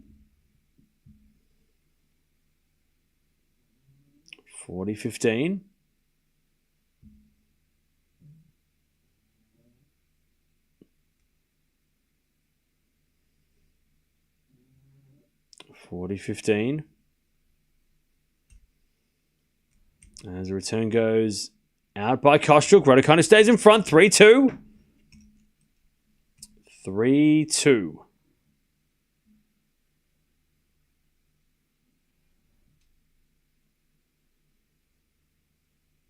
All right. Why not just play 1,000 events simultaneously, like the Sunshine Double? Could be 2 week events, then Miami 2 week, WTA, then switch over. Now, that's not the problem. I don't think any of us have a problem with the Sunshine Double. Maybe it's because we're just used to it. But, again, every time... I don't know why. We'll have to get over it. We're going to have to get over it. But, yeah. It's more just that having Madrid and Rome 2 weeks each now is I think the more years that it happens, the more questions come up of why we're doing this. What are we doing? What's going on? Whereas Indian Wells and Miami are kind of, and you've got to look at like the slam schedule, right? You've got Australian Open in January, and then you've got the French Open in May. So to have a big grand event in March makes sense. Sunshine Double, right? But then again, you look at the Sunshine Double, and a lot of players that do well in Indian Wells either lose early in Miami or they don't play Miami because they get injured or whatever. And sometimes vice versa, you know, some players that don't do so well. I mean, look at Djokovic and Alcaraz, right? No, better. Djokovic, Draper. Djokovic in Indian Wells, lost early, goes really well in Miami. Draper wins Indian Wells, loses in Miami. So, you know, that happens too, right? But then to have like another massive extravaganza before the French Open, you know, it's like, okay, well, that's another thing. And then we're going to have another one before the US Open because they got Canada Cincinnati's going to be 2 weeks each now, or 10 days each. That's going to be really tough. And then you got the Asian Swingers bulked up again as a 2-week event in Beijing and Shanghai. And you go, okay, then I mean, it feels like we're really just like, it's either like get rid of smaller tournaments, like get rid of other events then, because if these are the only events we should care about as fans, then get rid of other events. Or I guess like the WTA do, don't let top players play the small events. Make them play the big events. Don't let them play the small events, and then we won't watch the small events. Right? 15-0.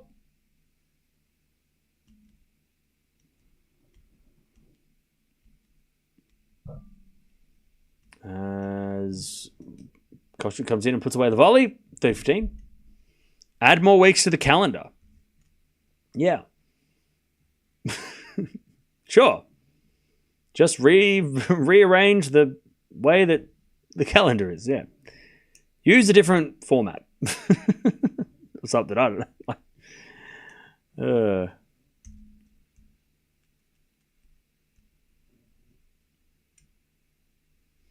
All right, return goes into the slice of Kostyuk. Forehand now Raducanu. The back of Kostyuk, slice into the back of Raducanu. Kostyuk backhand again, the back of Raducanu as Kostyuk hits a forehand wide and it's 30-all. Playing GMP was great practice for Navone. Yeah, for sure.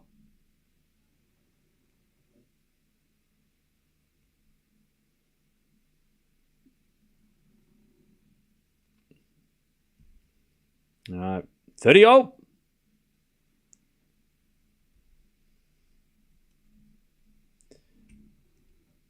As we get a fault, second serve.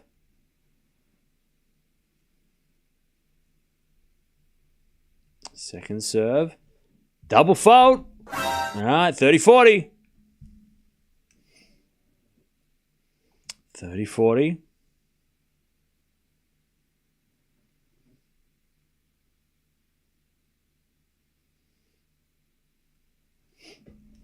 Who came up with the 52 weeks anyway?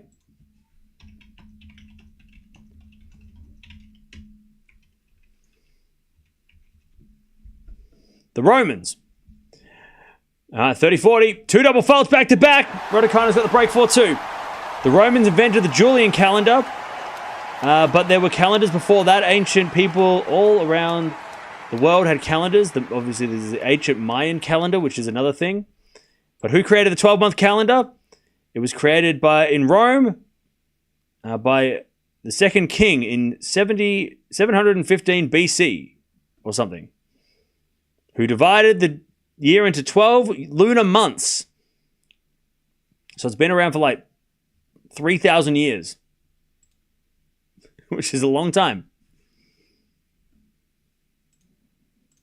At least the calendar that, like, I guess most people use. There's obviously other calendars too, right?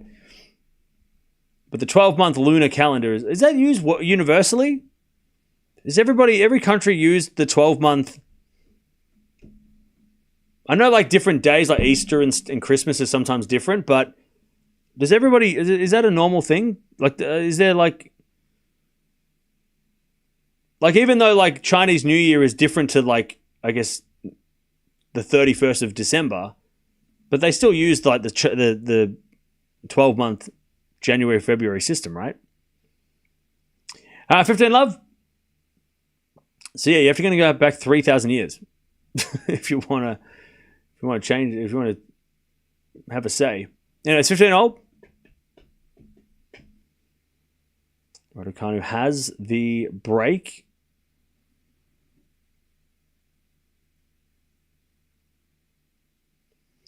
As Raducanu serves.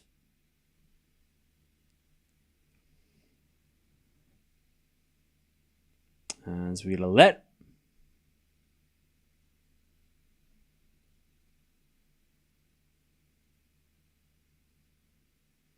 Can what's your most listened to band in 2025? Good question. As the return goes into the forehand of Raducanu. Forehand now from Kostyuk to the back to slice of Raducanu, but she hits it long and it's 15-30. That's a good question. I have no idea.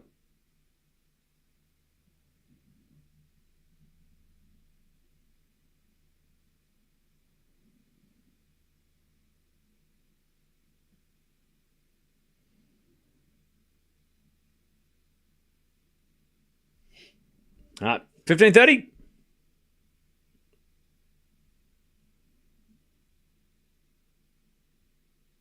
As Kostyuk hits it out in the return, 30-all.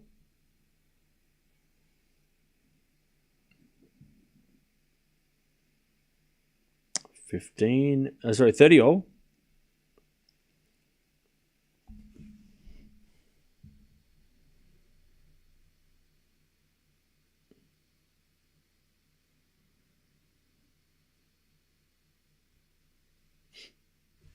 As Raducanu serves the fault, second serve.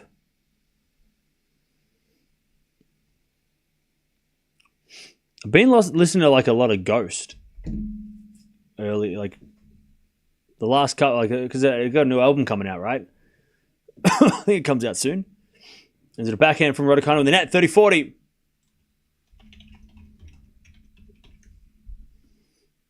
Yeah, they got a new album coming out. Oh, it just came out. Apparently, it was released on the 24th. Shit, but I've been listening to like them a little bit. Their new album, but yeah, I didn't realize that it actually came out. I'm gonna put that on my list. All right, 30-40. First has a fault, second serve.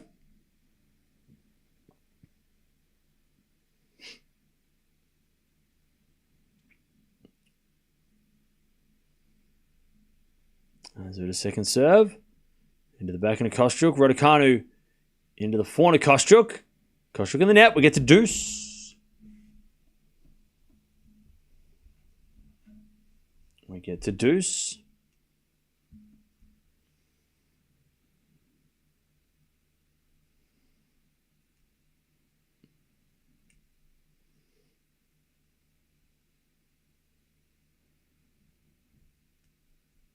As Raducanu serves again.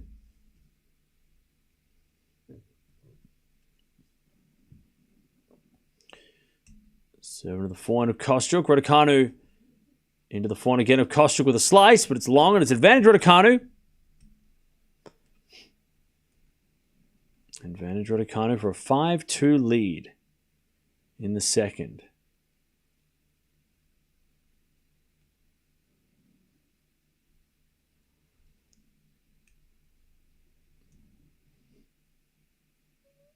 As we to serve. Here's a fault. Second serve.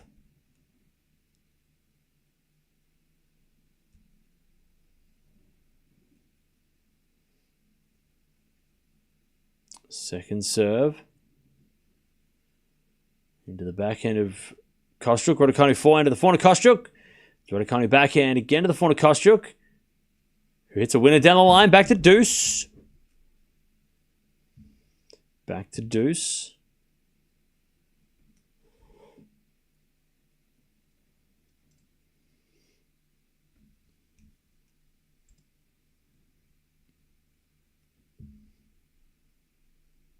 As we to serve again.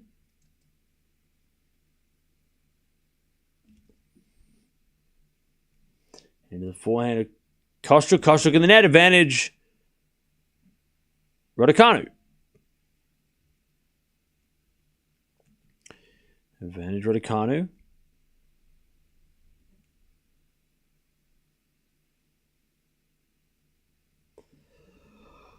As Raducanu serves. A fault. Second serve.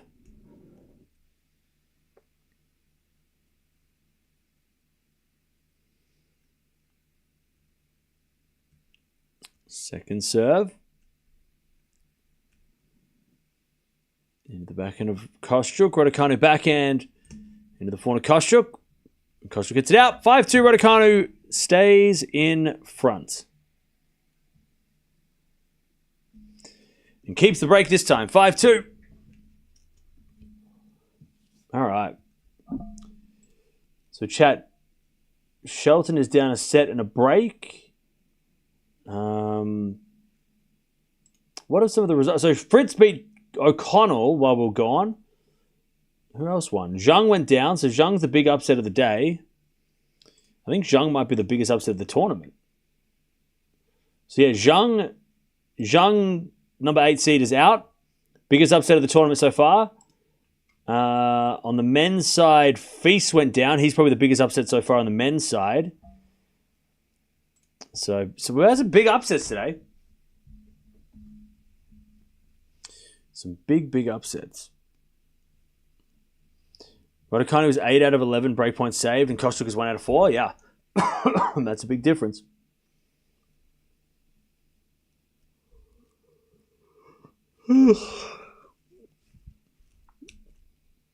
Feast lost to Comasanya. Thoughts? Yeah, a bit of a surprise, but then again, Comasanya's not a clay quarter. Yeah, we heard that Monfils is out. It wasn't announced. We had a big chat because it was announced on like different apps, but it wasn't like formally announced. So it was a bit weird. It was a very strange occurrence, but yeah, it's a shame. That was going to be a good matchup.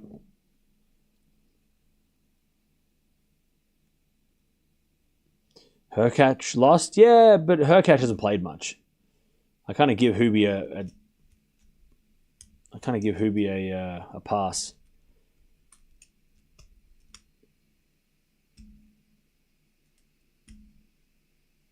All right, 5-2. Kostyuk serving to stay in the set.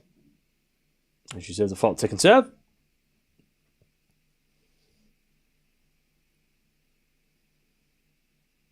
As the return goes in from Raducanu, and Kostyuk can't handle it. Love 15.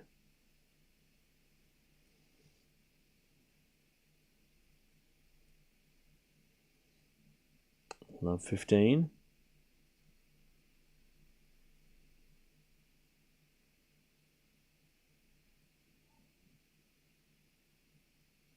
So default second serve.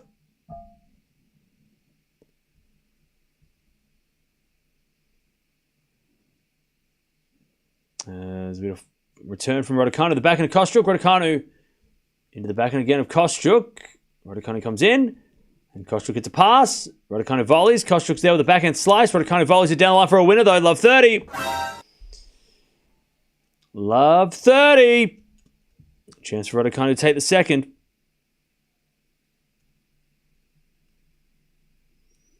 Cam, what would be your all-time Australian tennis team? 6 players, men and women.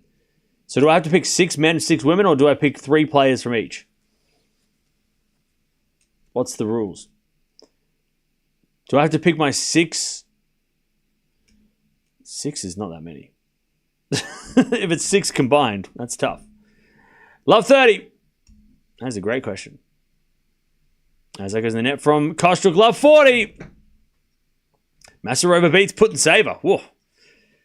Damn. Upsets all around. Dasher, Demon, Poppy for sure. Yeah, talking about like all time, or you're talking about current? Back here return. Goes out by Raducanu, 15-40. Are you talking about all time, or are you talking about current, like, active players? Because obviously Dasher is in there.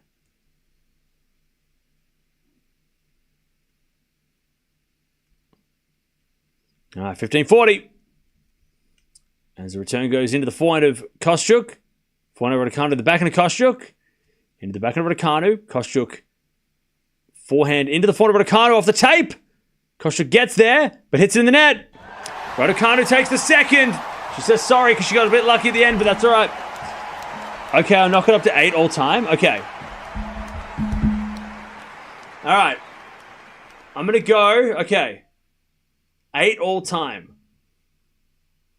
I'm going to go, okay, let's get the obvious ones out of the way, right? Margaret Court, Rod Laver. Obviously, right? Obviously. You have to put them in there. I'm going to put it, and then I'm going to go the other way and go Barty and Leighton. I think you got to put them in there. God, it's so hard because there's so many good 60s players. I'm going to put in Yvonne Goolagong. So what's that, 5? I'm going to go Ken Rosewell, 6.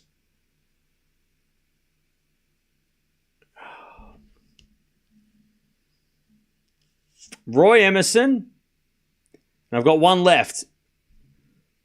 God, do I go Newcomb or Rafter? Or Stozer? Newcomb, Rafter, Stozer. I mean, I'm not putting doubles players. I mean, I could go with like Todd Woodbridge or something. I should probably get doubles. I'm not even looking at doubles. Could have put in like Mark Woodford or something. I mean, yeah, Pat Cash. I mean, damn.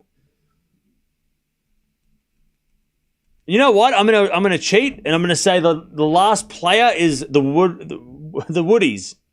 As a doubles combined, they are the number 8 as a doubles team. So not 2 players, they're the team. And that's the answer. That's not cheating. There were no rules. I'm going to say that number 8 is Team Woodbridge Woodford. That is the team.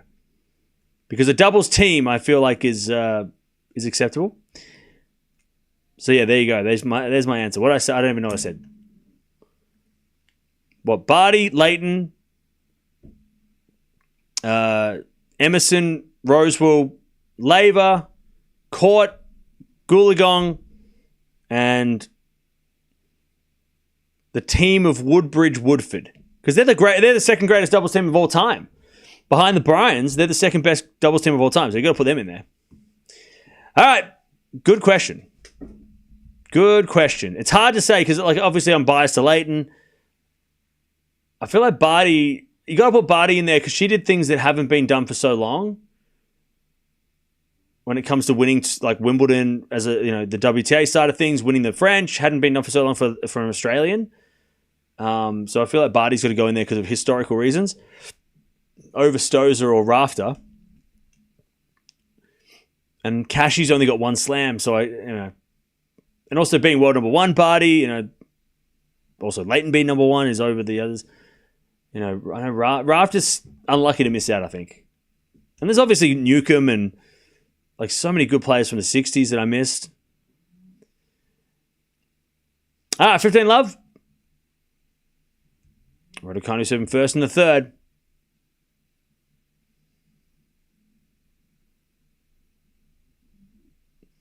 As we just served on the tee of fault, second serve.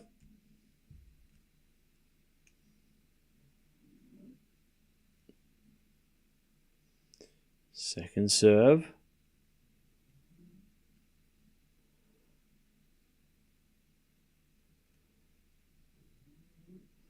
As we get a fault by Raducanu. No, a let by Raducanu.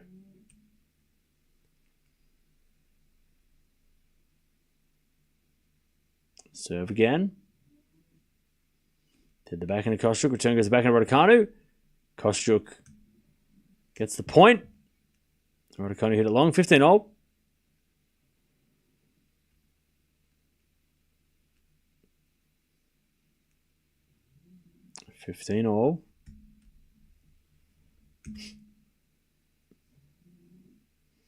What is your favorite Australian movie, actor, actress, singer, band? Damn. That's a lot of questions. All right. 30-15. God. That's a good... I don't know. I don't know. 30-15. I'll go Hugh Jackman for actor because that's just easy. And I like his movies. Actress. I mean, Margot Robbie's in some good movies. I feel like some of my favorite movies. I feel like because of the Tarantino movie she's in, I feel like I like those movies, so she's a part of those, so I like that. And Nicole Kidman's great too. Kate Blanchett though. Ooh, maybe. We'll go with Margot Robbie because that's the easy answer as well. Or at least that's an obvious answer. Favorite band? Well, I like this band called The Living End, who are super local, or at least like Melbourne. They're an Australian band, but people won't know about them outside of Australia. Russell Crowe, Mel Gibson. Yeah, I mean, Russell Crowe's in some good stuff, and so is Mel. But I mean, I'll go with Hugh Jackman because I mean, I feel like I've watched way more of his movies lately. 30-40. Double fault Raducanu. Favorite singer? I don't know. Do I listen to any Australian singers? Not really. Kylie Minogue, I know, right? Seems like the... I'm like, I don't know. I don't listen to Kylie, though, but... 30-40. Trying to think. Return goes into the forehand of Raducanu, but Raducanu, it's it out. One love. Break for Kostyuk in the final set. Olivia Newton-John? Yeah, but I don't listen to her music. I don't listen to AC/DC. They're not my favorite. We're not talking about the best. We're talking about my personal favorite. So there's no right answers. The answers are just my own. Oh, Jimmy Barnes. Actually, yes. I'll go with Jimmy Barnes because Jimmy Barnes... I do listen to Jimmy Barnes. What was the other question? One Love Kostyuk. Oh, Australian movie.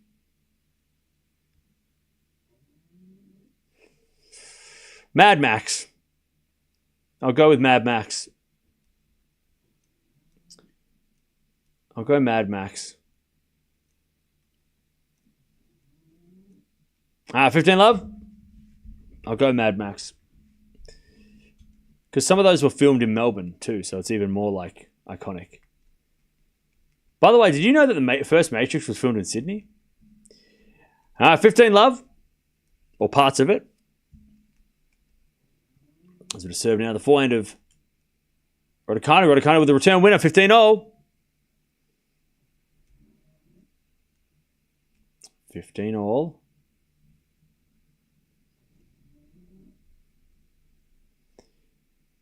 By the way, I was going to say Wolf Creek, but I'll go Mad Max. Wolf Creek's good too though. 15-all. I still have to see that movie. What is it? What's that movie with the possessed hand? I can't remember. 15-all. As Raducanu hits another return. Unbelievable. And it's 15-30.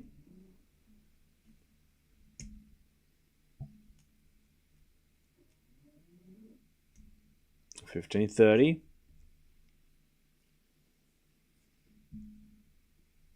As we just serve out wide. Into the back of Raducanu. Return goes the forehand of Kostyuk. And she hits a winner, 30-all. Sam Neill for Australian actor. Ooh, that's a good one. Actually, ooh. Yeah, Sam Neill's in some stuff. 30-all. 30-all.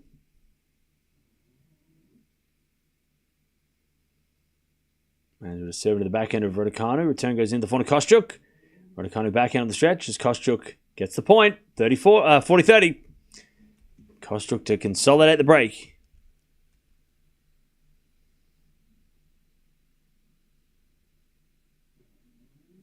How about the singers from the Australian Voice? What? Nobody watches that show. 40-30. As a default second serve.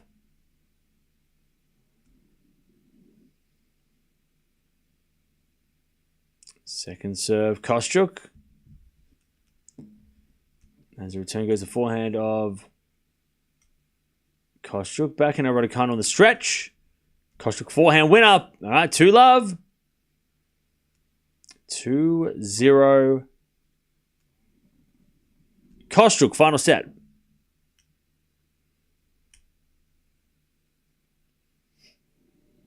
I remember Sabalenka was bageled by Keys at the Australian Open semi-finals and Sabalenka still won. Yep, sure did. I'd consider Heath Ledger for best actor if his career was cut, even if his career cut short. Yeah, look, obviously Heath is a legend. But yeah, unfortunately, there's just not as many huge movies that he's in because he wasn't. Yeah, you know.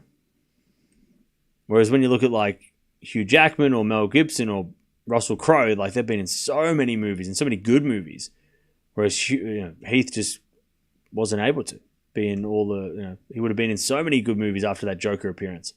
Is it a forehand lob there from Kostyuk? But it goes long and it's 15-love.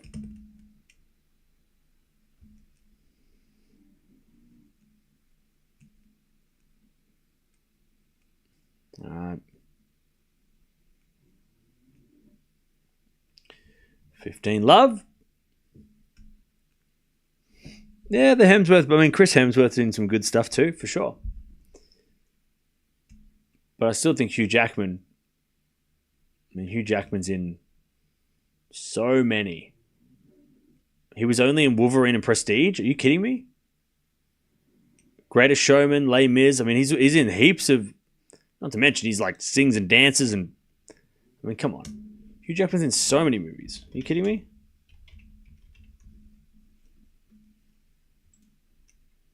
Van Helsing, classic.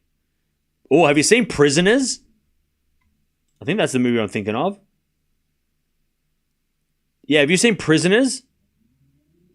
I think it's Prisoners. Is that the one where like they kidnap the kid who they think has stolen his daughter?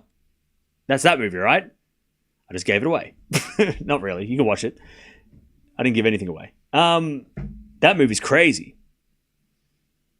I think it is. I think that's the movie. I want to watch that movie now. Prisoners might be his best acting. Yeah. That's the movie I'm thinking of, right? With Jake Gyllenhaal, right? I'm pretty sure that's the movie I'm thinking of. It is? Okay, cool. Yeah, that movie's crazy. Like it's, yeah. That movie's crazy. I haven't given anything away. Just like the first 10 minutes. Because it happens like... Anyways, Raducanu holds 2-1. I'm going to watch that. I'm going to watch that movie. It's on Netflix, apparently. I'm going to watch that. Prisoners, good movie. Good movie. Yeah, watch that movie, chat. That is a Hugh Jackman classic. Yeah, because he goes to the cops and they don't do anything about it. So he's like, all right, well, I'll do it. I'll get off my ass then. All right. 2-1 Kostyuk, final set. She's got the break.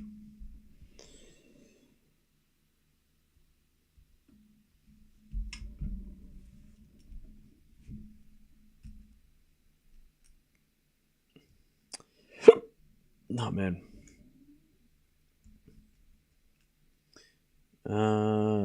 Emma needs to break back pronto. Yeah.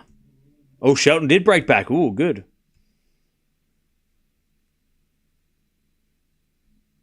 Hugh would have been a great Joel in The Last of Us series.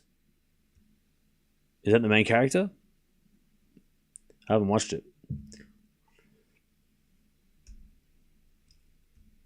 All right. 2-1 Kostyuk. She's got the break final set.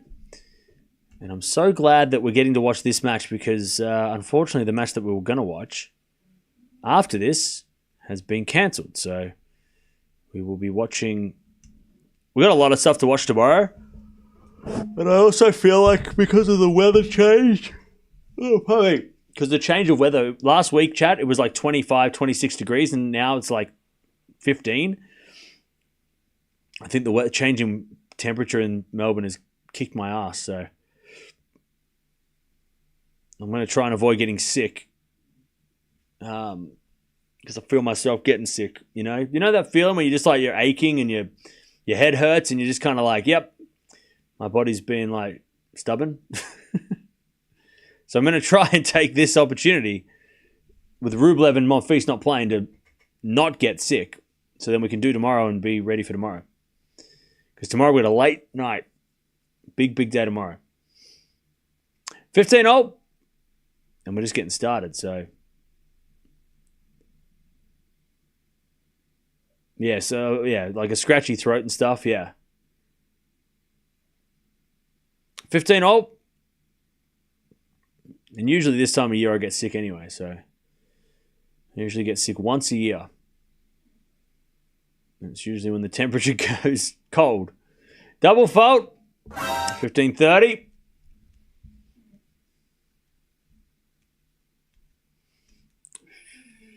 8 double faults for Kostyuk. Ouch. 15-30. Yeah, the weather went... Yesterday, the sun was out. Today, it rained all day. So it was just gotten off a cliff. First serve the fault, second serve. Raducanu looking to break straight back. She hits a backhand return. The backhand to Kostyuk. Kostyuk, hit the net, went over. 30-0. How much vitamin D do you get daily? None? No, you get plenty. Not today, because today there was no sun, but my vitamin D levels are apparently they're fine, so 30-0.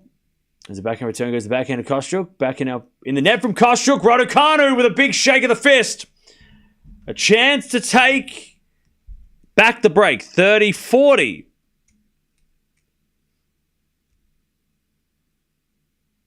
What do I think of the Alcaraz series? Loved it. 30-40. As the return goes into the forehand of Kostyuk. Backhand of Raducanu. Into the forehand of Kostyuk as Raducanu into the forehand again of Kostyuk, who hits it long. Raducanu back on serve. All right. You should take a breather and observe Anzac Day as well. No, I've done that today. I didn't go to the dawn service because it was on when I was literally going to sleep. So, but no, I took I definitely observed Anzac Day plenty today.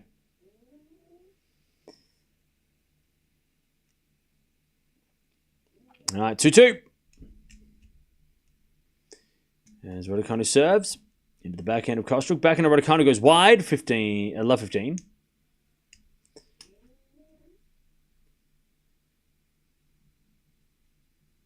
Love 15.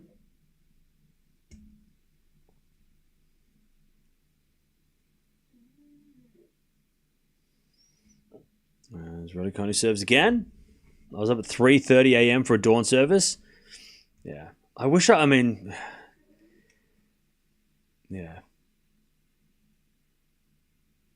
Maybe next year I'll go, especially if I'm streaming late. The problem is that I stream and then when I finish streaming, I pass out. So maybe next year I'll stream and then I'll go to the dawn service at 6 a.m.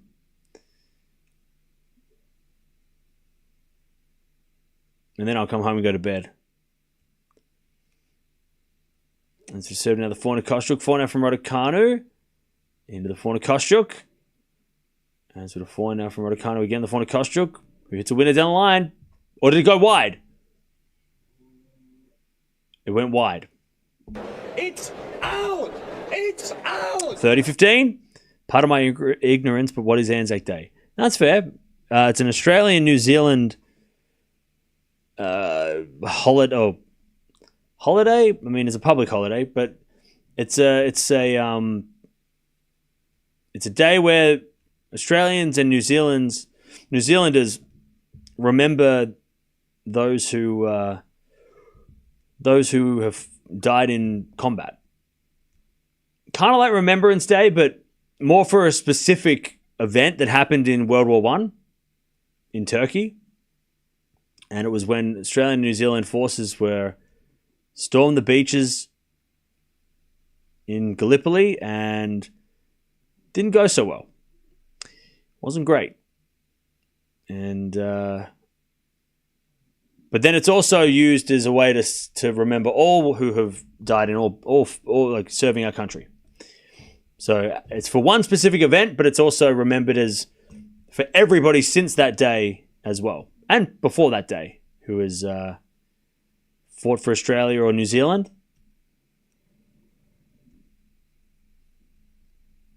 30 all. Yeah, we also have Remembrance Day in Australia, but it's not as big of a thing as Anzac Day is a much bigger thing. It's a much bigger event. As it a 4-4 rally, down the line of the backhand of Kostyuk, slice from Raducanu again, the 4 Kostyuk. As it a slice from Raducanu in the net, it's 30-40. Remembrance Day is, I remember like at 11 o'clock every day, at school on the 11th of the 11th at 11 a.m. we'd have a minute silence. But Anzac Day, if it falls on a weekday, is like a day off. Like nobody goes to work. Like it's a whole thing where, it's Remembrance Day is not a day off or anything like that. Anyways, 30-40. As we find out from Raducanu, Kostyuk pass, Raducanu volleys. But it goes long. Kostyuk breaks again. 3-2. So it's a little bit different. Remembrance Day is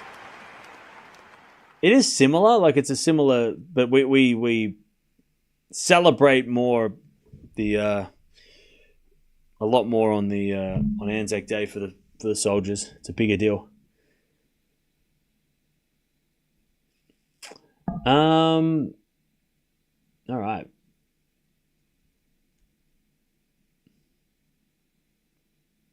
Remembrance Day is a public holiday in some European countries, just not the UK. Yeah. Like Anzac Day, we have like poppies and stuff like that. Like it's that's part of the whole. Like it's sort of like it's a specific Australian New Zealand Remembrance Day. It's our own version for our own reasons.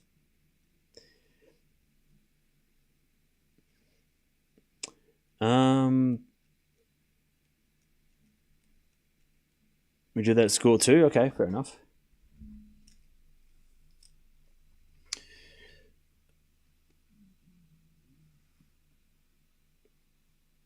I appreciate the history. I just happened to see on my kitchen calendar while listening to you. Fair enough. Fair enough. All right, 3-2 Kostyuk's at the break.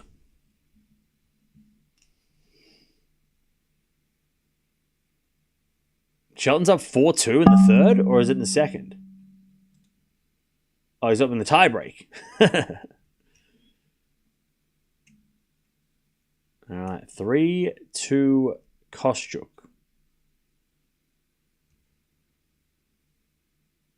As the return goes to 4 Kostyuk. 4 now from Raducanu. Into the back end of Kostyuk as Raducanu goes into the 4 Kostyuk. Again, the back end of Raducanu. Slice is good, but Kostyuk backhand is better. Oh no, she missed it! She missed it, chat. Love 15. She missed it. What a miss. She let it bounce, and then she hit it long. She shanked it. Oof.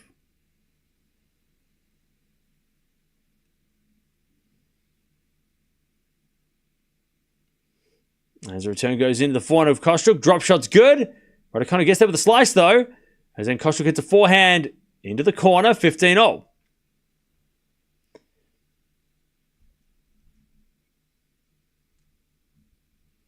right. 15-0.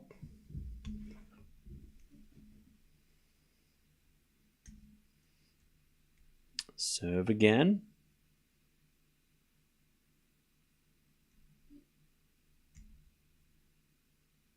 Into the forehand is a fault by Kostyuk. Second serve.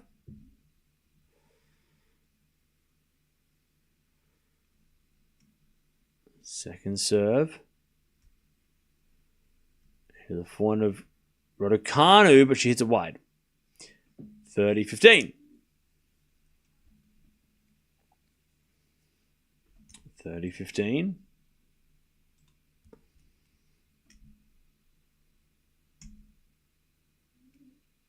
Kostyuk serves again.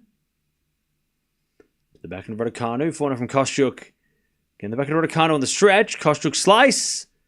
Raducanu forehand pass. Kostyuk volleys it away. And it's 40-15.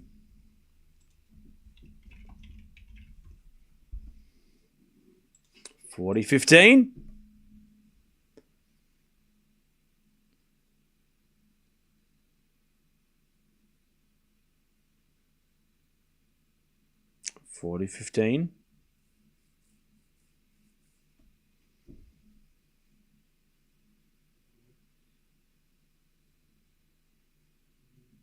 40-15. As we return now to the forehand of Kostyuk. Back in our pass from Raducanu is no good. Kostyuk gets it, but then Raducanu hits a good second pass. And it's 40-30.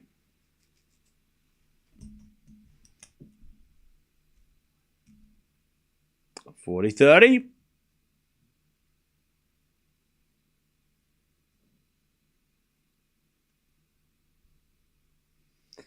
Kostyuk still a chance here to get the 4-2 in the final set. Serve to the back of Raducanu. Return goes in the forehand of Kostyuk, who hits it wide, and we get the deuce. We get to deuce.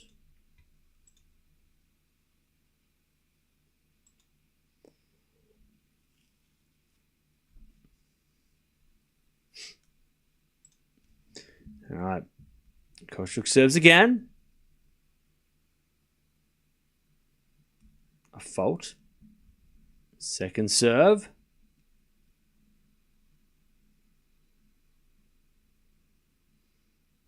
Serving to the backhand of Raducanu. Backhand of Kostyuk. The backhand of Raducanu is Kostyuk with the drop shot winner. Advantage Kostyuk. Advantage Kostyuk.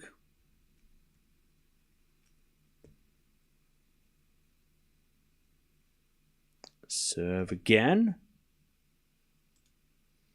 Shelton won the second. As with a fault from Kostyuk, second serve. Go Benny biceps, that's it. Serve in the back of Raducanu. And Kostyuk puts away the winner. All right, 4-2. Kostyuk final set.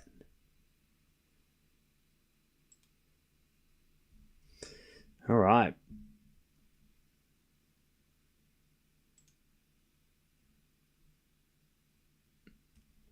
Four, 2 Kostyuk final set.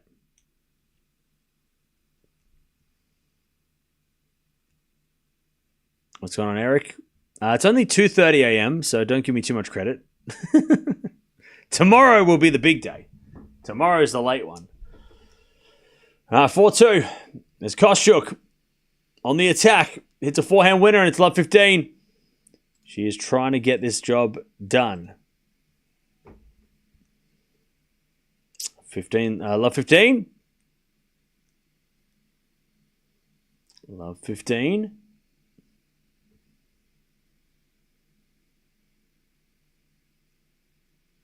Serve again. Yeah, Swiatek's match is the last match. No.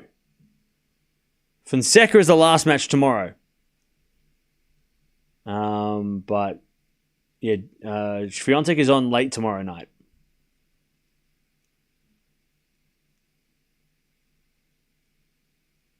All right, serve. Raducanu into the forehand of Kostyuk. Raducanu into the forehand again of Kostyuk. To the forehand of Raducanu is Kostyuk. Inside out winner, love 30.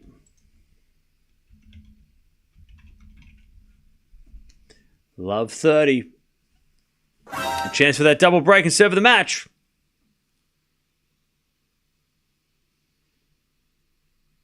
Love 30.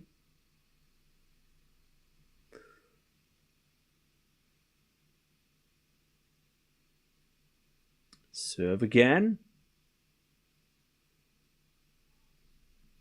First serve is a fault. Second serve.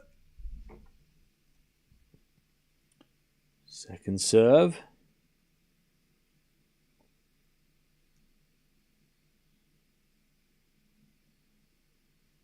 As return goes in, the forehand of Raducanu. Kostyuk. Again to the forehand of Raducanu. Is Kostyuk forehand again to the forehand of Raducanu. Into the slice of Kostyuk. Raducanu back into the line. Kostyuk gets it with the forehand stretch. Slice Raducanu goes into the backhand again of Kostyuk. Into the backhand of Raducanu. As Kostyuk backhand slice. Raducanu with the forehand as Kostyuk slices again. And Raducanu with the forehand down the line. Kostyuk gets there. Raducanu forehand again. This one's a winner. 15-30. It took a while, but she got there in the end. 15-30.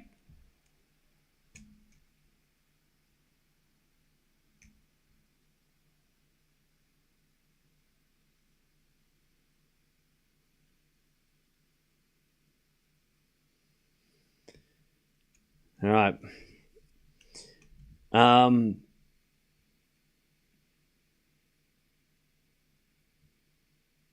15-30.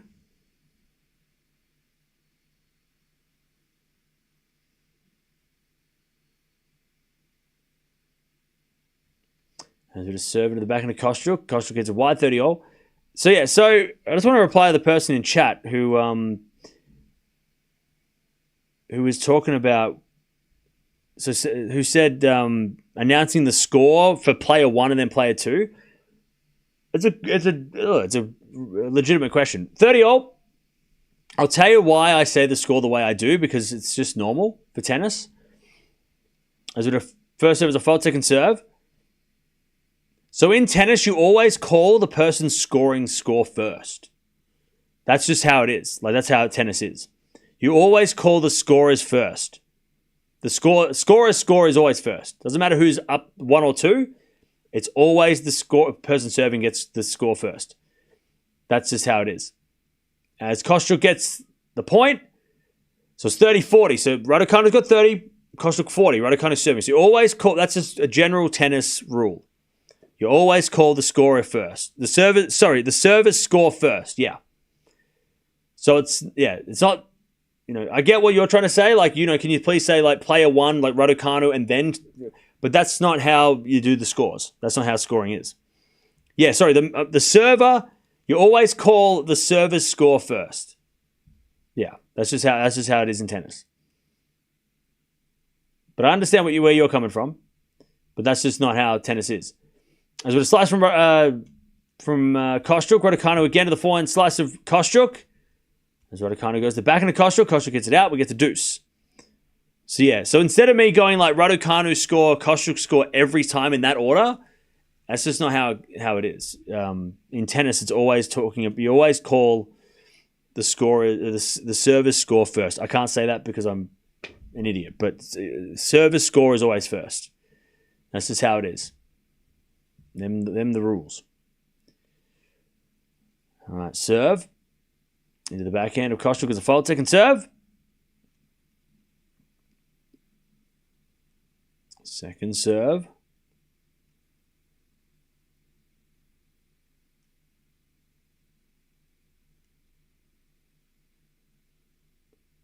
Serve into the forehand of Kostyuk. Return the backhand of Raducanu. Kostyuk backhand. Again, the backhand of Raducanu. Down the line of the forehand of Kostyuk as Raducanu into the backhand of Kostyuk as Raducanu with the forehand cross. Goes long. Advantage Kostyuk. If you hear love 40, it means someone is about to get the break. Yeah. Thanks for the explanation. No worries. It's a legitimate question because I'm sure some people that are new to tennis are probably thinking, well, the scoring's so hard already, right? I mean, it takes a little bit of time to get used to, but yeah, you always, unless there's like advantage Kostyuk, right? But yeah, you always have to, that's just the general rule in tennis. You always call the server's score first, and I'll eventually get that sentence correct. First serve's a fault. Second serve. Second serve.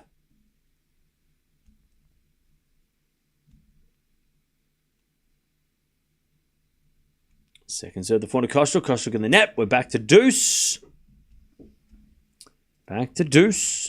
Dasher lost her doubles. Good. More time to focus on singles. She will not have to worry about playing doubles then. She can focus on winning the singles. Perfect. I'm so happy.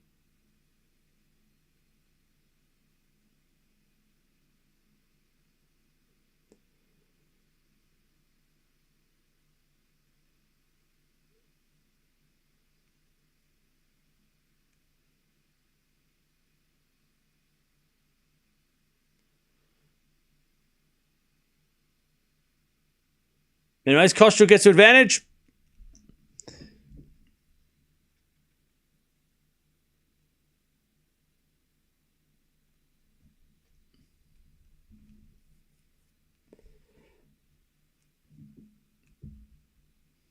Advantage Kostyuk for the double break.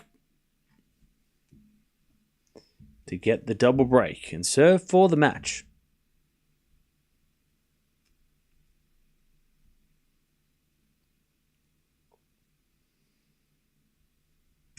As Raducanu serves. Into the backhand of Kostyuk. Backhand of Raducanu. Kostyuk with the backhand again to the backhand of Raducanu. As Kostyuk backhand into the backhand again of Raducanu. Kostyuk comes in with a forehand winner. Double break. 5-2. Kostyuk.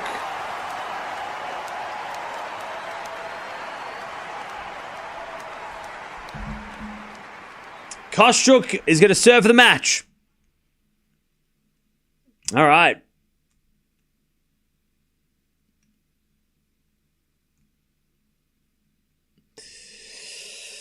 All right.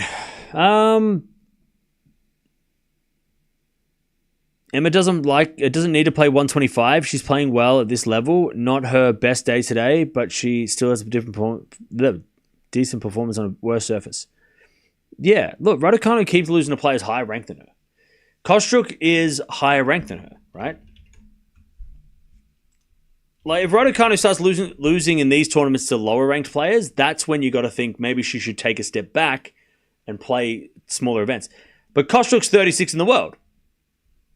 Raducanu's 49. So losing in a 3-setter to somebody who's higher ranked is not a bad result. Now, Raducanu had chances to win this, right? She probably maybe could have won this. And maybe she still can win this. But look, I don't think it's alarm bells. Had she lost to Lemens in the first round, that would have been a little bit of maybe a bad result. In Miami, she lost to Pegula. That's not bad. She did lose to Uchiyama in Indian Wells. A little bit strange. But then she lost to Mukara in Dubai. That's not bad. I mean, again, sorry, she's 26 in the world. 36. 26 in the world? Either way, she's higher ranked. So it's not a bad result. Now, this was coming into this match 50-50, right? Which is why it's a 3-setter, right? It's a 50-50. But, yeah, I don't think she needs to go to 125. I think 250s, I mean, obviously there's no two... Okay, so chat. We'll talk about the schedule again one more time. But the problem with the 2-week Masters is that there's no 250s until the week before the French. So she can't even... Like Raducanu can go and play a 125, which is what Osaka's doing and Eala is doing. But I mean, there's just such a step down from 1,000 to 125. It's like, shit, that's such a drop. Whereas back to the argument of 1 week 1,000s, you have a 1 week Madrid, then next week you play a 250 or a 500 if you make it up the difference, right? But obviously we're not going to go back to those times. She could have played Ruin. Well, she needed time. She wanted to take time away after the Miami run for herself and whatever she was dealing with, maybe injury-wise, to get ready for this. Now, she'll play Rome in a couple of weeks, and then she might play Strasbourg or Rabat. Don't think she's play Rabat, but she might play Strasbourg and then play Roland Garros. But, 120, it's hard because there is no alternative to losing early at these tournaments besides playing a 125. Now, look, I wouldn't... the problem... I was going to say, I wouldn't be surprised if she plays that event. But the problem with those 125s is that right now, I don't think there's any wild cards available because Osaka took one of the wild cards. Oh, and maybe she can. Oh, look, Parks, Osaka are playing over in France. And then you've got Fernandez, Sharif, Osorio, Siniakova, Eala. I mean, I'll tell you what, if I'm Raducanu and I lose this match, I might try and get into the Catalonia Open. Because it is a pretty... It's got a lot of players that are her ranking. 49, 50 in the world. So maybe that wouldn't be a bad option. As Kostyuk gets a 40-15. But also, you've got to think, like, how much is Raducanu really going to want to win the French? Is she trying to win the French? Probably not, right? So why would she push herself so hard on clay when the French Open is not really her? She wants to win Wimbledon, right? That's probably her next goal. Trying to win Wimbledon. Kostyuk with the match points. 40-15. As we just serve into the back, into the forward of Raducanu. Good return to the slice of Kostyuk. It's in the net, 40-30. 40-30.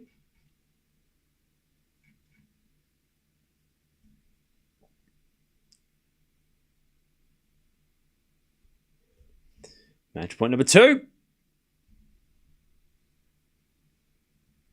To take herself into the third round. Kostyuk. Serve. Nope.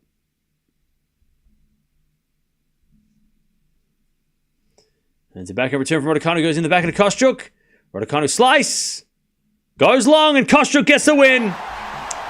Kostyuk is into the third round. She fights through Raducanu and also fights through some injury. And she is in to the third round. GG's. GG's. Good solid fight from Kostyuk because after the first set, it felt like that, who knows what she could have retired. I mean, after that second set, it looked like Raducanu had the momentum and Kostyuk was barely hanging in, but good fight from Kostyuk. All right. GG's.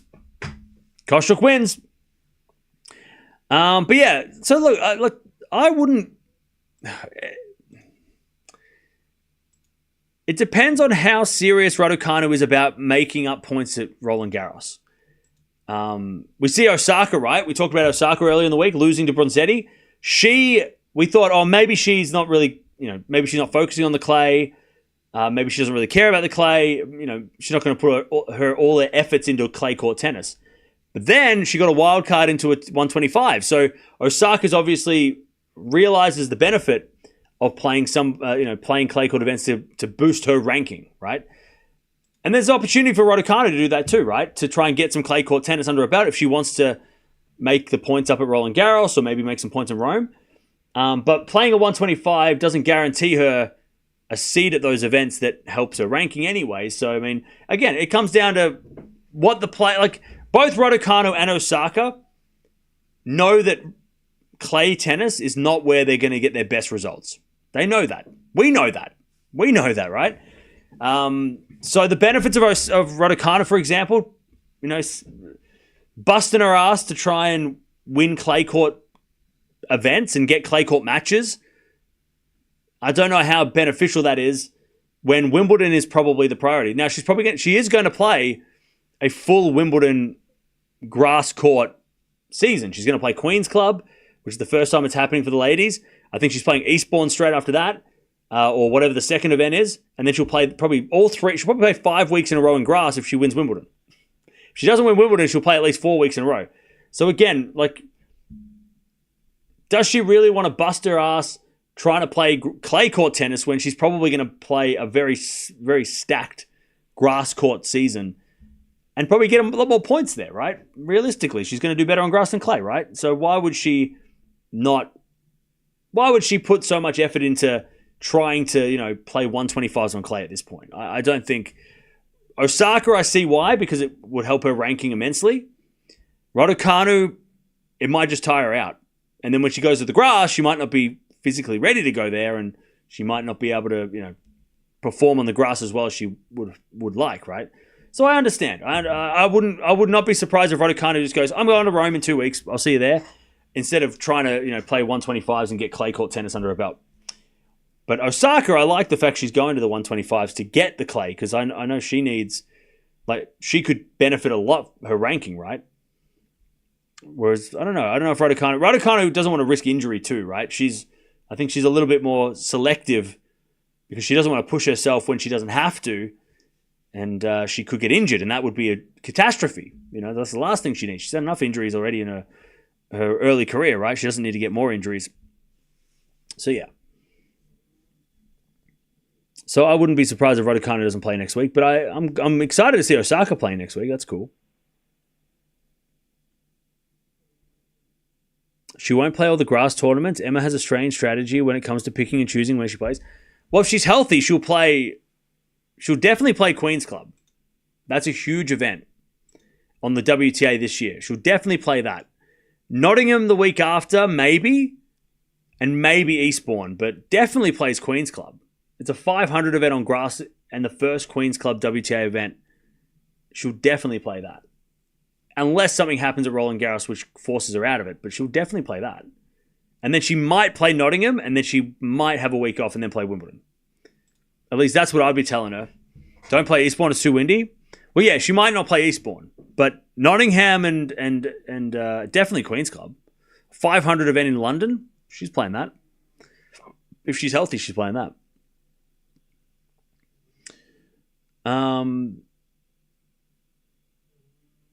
It's interesting you're suggesting a young 22-year-old not gain experience on her worst surface.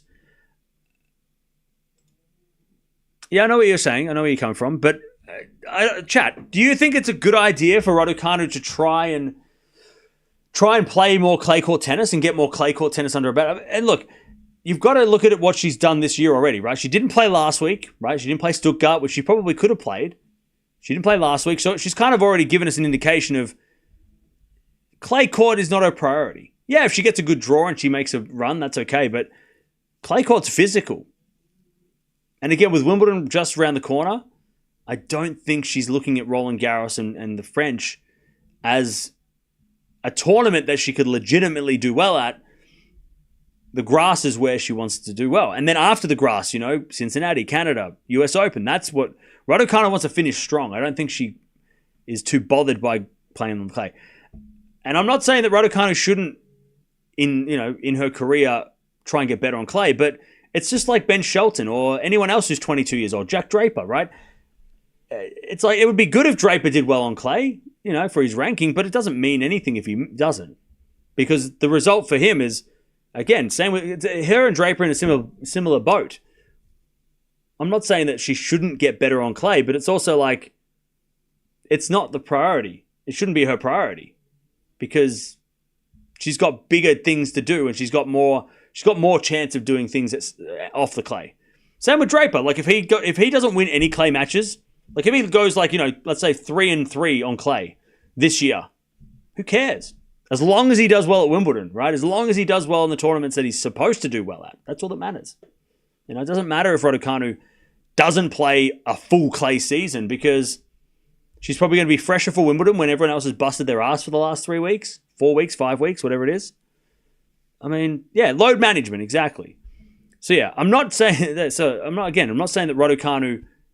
I'm not discouraging her from playing clay. I'm just prioritizing. She's prioritizing. I don't mind her prioritizing the places that she can do better at. And focusing. She doesn't need to be good on clay. Being an all-rounder is great, but it's also not crucial. You don't have to be an all-rounder in tennis to be a good player. There's players that disappear for 3 months on the clay. You know who they are. We talk about them all the time. And then they come back at Wimbledon. And we're like, oh, welcome back. It's fine.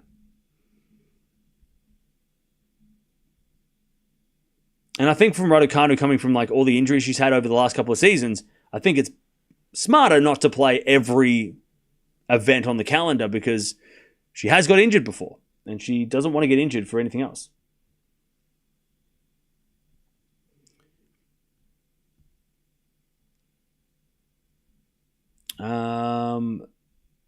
Osaka doesn't have much time left, so we understand why she is focusing on clay. Yeah, but with Osaka, I totally understand why she's playing on clay more this year, because there's a lot of points. Like she lost second round, third. She lost so early on clay, so I can see for her to get back in the top 30, back in the top 20, and with Patrick Mouratoglou in the box, he also sees, okay, we are leaving a lot of points on the table by not playing well on clay, when Osaka has proven that she can play well on clay. We saw that last year, right?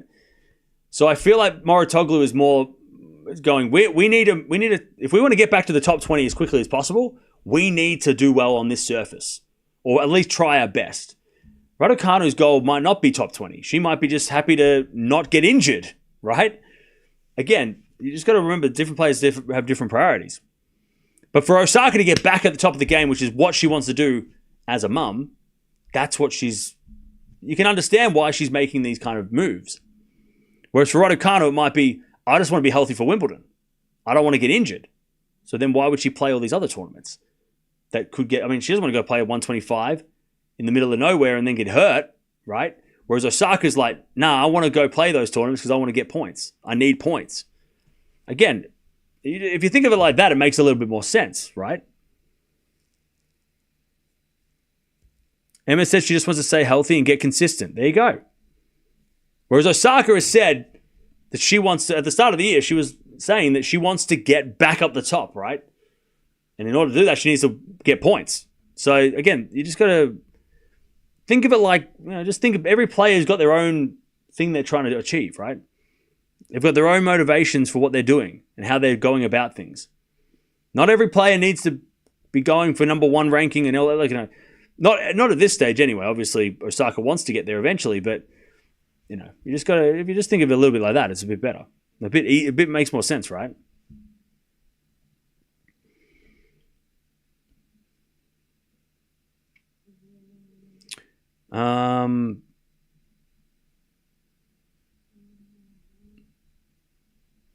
What about Birmingham? Will Raducanu play that? I don't think Birmingham is the thing. You mean Birmingham 125? I don't know. It's not on the calendar anymore, I think. I think it got dropped off.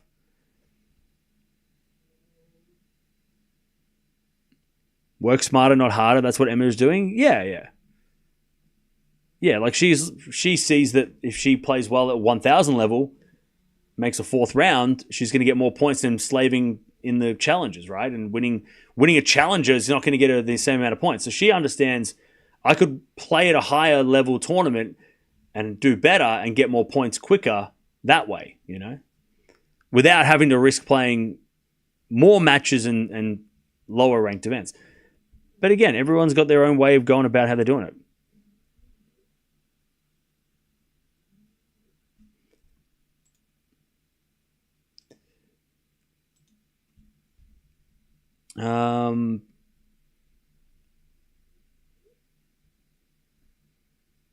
Let's move to Ben 10. It's Ben. Shelton just broke. Let's go.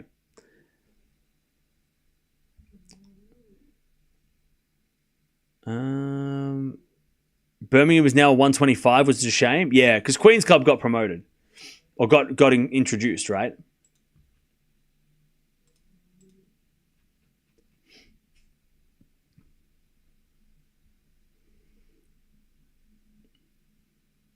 Work smarter in her palace means part-time wildcards. Yeah, JSB, mate, I think we got to start like not letting you into Raducanu matches because you it's for your own good. It's for your own good. Whenever Raducanu's playing, sorry, you can't come in. It's for your own good. I think it's just eating you up inside. Like I feel it's too much. It's too much. feel like we just gotta do it. Look, we're helping it. It's for your own good, all right? Oh, I don't know. I think Raducanu's like just keeps you up at night. I don't know what's going on.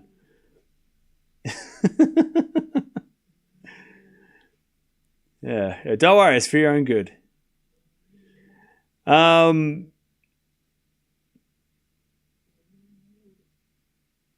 Besides staying fit, what does Raducanu have to do to advance a ranking? Look, she's got to win these matches, right? She's got to win these 50-50s. You know, this was a 50-50 going in. The head-to-head was 1-1, right? So she's got to find a way to win these matches, right? Win these matches. And like I've said throughout the whole year, whenever anyone said anything bad about Raducanu and saying, "Oh my God, she just gets wild cards and she only does this and that and the other," well, she doesn't get wild cards because she doesn't need them. She made this tournament on a ranking. She doesn't need wild cards anymore. So that wild card, nonsense about how she needs them now, it's not true. She doesn't need wild cards. She gets in the tournaments on her own hard work, right? From the last 12 months. She doesn't need wild cards. So you can just, we've busted that myth, at least for these tournaments.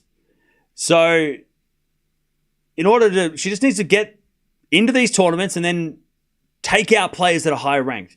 Because she has been, and again, I've gone through the list of players, right? Who she's lost to this year. And there's only probably one or two players who have been, that she was expected to win, and she didn't, right? So she's 8 wins, 7 losses. After today, it's 8-8. Australian Open, she won 2 matches, lost to Swiatek. Wasn't supposed to win that. She then lost to Buksha in Singapore. That was weird. She lost to Vondrousova in Abu Dhabi, who it was higher ranked than her, and also Vondrousova, right? She lost in Doha to Alexandrova, who then the next day took out Sabalenka. So again, wasn't supposed to win that. Lost to Mukova in Dubai. Again, wasn't supposed to win that. 50-50 matchup between her and Uchiyama in Indian Wells. Probably should have won that, but didn't. So that was a miss, right? That was a missed opportunity. Then she made the Miami quarterfinals, lost to Pegula. Shouldn't have won that. Pegula. I mean, she took it to 3, but Pegula's better on hard courts and better at the moment. And then today she lost to Kostyuk, which was a 50-50. So the Buksha loss was bad. Uchiyama and Kostyuk probably a 50-50. Opportunities there.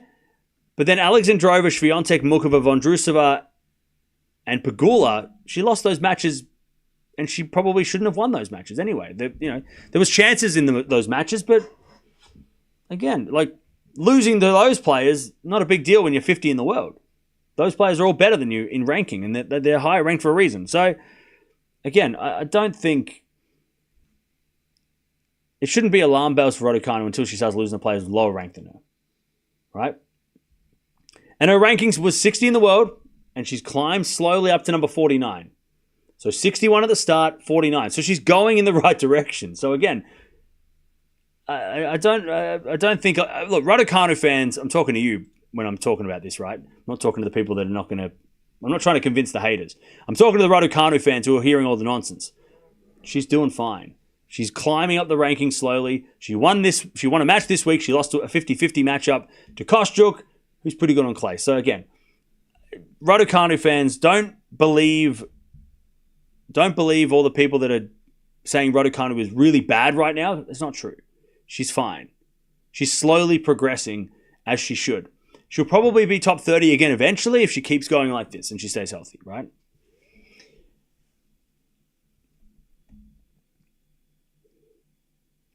Unfortunately, at this point, I don't see Emma winning any other slam. Look, fair enough. But I don't think winning another slam legitimizes Raducanu any more than she's already got one. So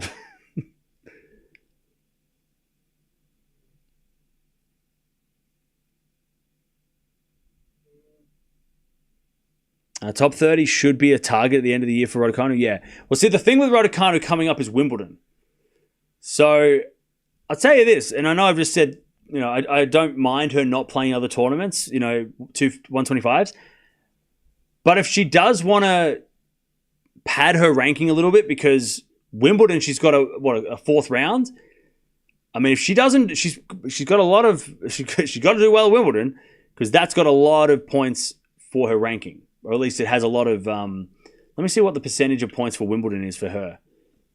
She's got a lot to lose at Wimbledon if she doesn't do well. And if she doesn't play well at other tournaments to like sort of, I guess, if she doesn't get points elsewhere to kind of soften the blow of losing those points potentially at Wimbledon, then it could be a problem. So, Raducanu's points. So she's got a quarterfinal Eastbourne, which is 100 points.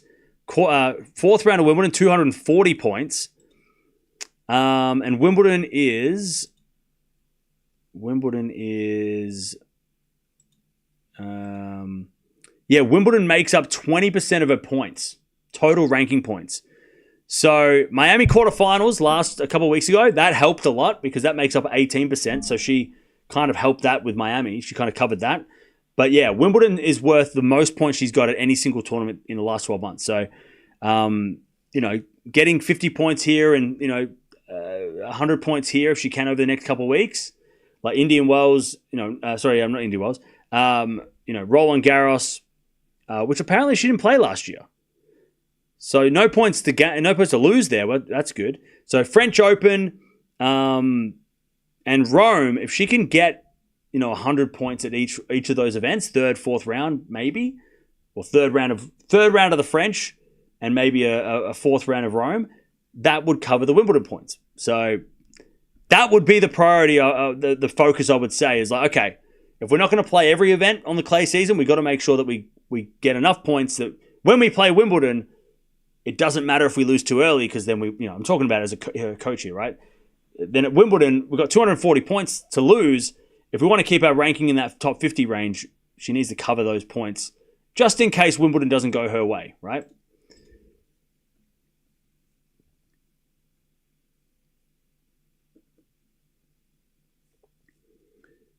There was so much opportunity last year, Wimbledon. Lulu played out of her mind. Yeah. Why are the rankings like this? Because that's the only way the rankings make sense, I guess. Do you think it will help Iga, her match being later? Maybe. Slower conditions, yeah. Maybe. Noskova's power won't be as hard to deal with in the nighttime. By the way, Shelton won. Did Shelton save match point to win? What the hell happened? Shelton won. Holy hell. Clay court Shelton is actually a thing. And I love it. I'm for it, chat. I love it. That's crazy.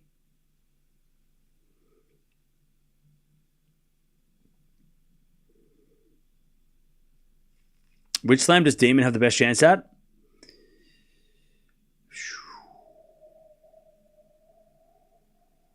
US Open, because that seems to be a little bit more random. So maybe he can get one there. I'd say US Open. By the way, K-Rob, if you say none, you say that again, I'm going to kick you out. This is your warning. How dare you? How dare you? If you're going to say none, keep it to yourself, all right? If you're going to say he can't win any slam, I don't want to hear it, chat. You keep that shit to yourself. How dare you? How dare you? How dare you? A good clay season could give Shelton a rankings boost. Oh, yeah. Shelton could be top 10 at Roland Garros. I mean, are you kidding me? What is Shelton's ranking right now? If Shelton could be in the top 10 by the end of this tournament, if he keeps going this way. What the hell? Shelton's only 120 points behind Medvedev. That's crazy. Can you imagine Shelton in the top 10 because of the clay? That's crazy. I love that, though. Shelton proving everyone wrong. I love it because, I mean, we all forget, or actually, no, we don't all forget, but the people that don't like Shelton forget that he's made 2 semifinals of slams, And he's also beaten Jannik Sinner when Sinner was going crazy at the end of 23. I love it. I love that Shelton's starting to play well in clay. I thought Shelton we wouldn't even see Shelton till like Wimbledon. I thought, nah, it's okay if we don't see Shelton till Wimbledon, but he's been kicking ass. And he's been beaten clay quarters. It's not even like he's just beating up, other Americans. He's beating the clay quarters. Like, he just beat Navone, who actually can play on clay. Like, that's a legitimate clay quarter. He beat Cerundolo, who's a legitimate clay quarter. Right? Dadiri, clay court guy. His only clay court losses have been to Fokina and Zverev so far. And now he's playing, who's he playing next? He's playing somebody, who's he playing? Oh, he's playing Mensik. Ooh, okay. That's a good one. Mensik. All right.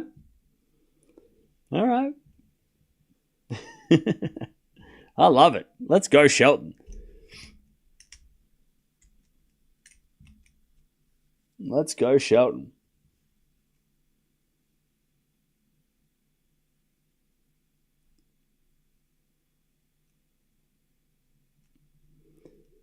Pegula's on now. Yeah, she's just started.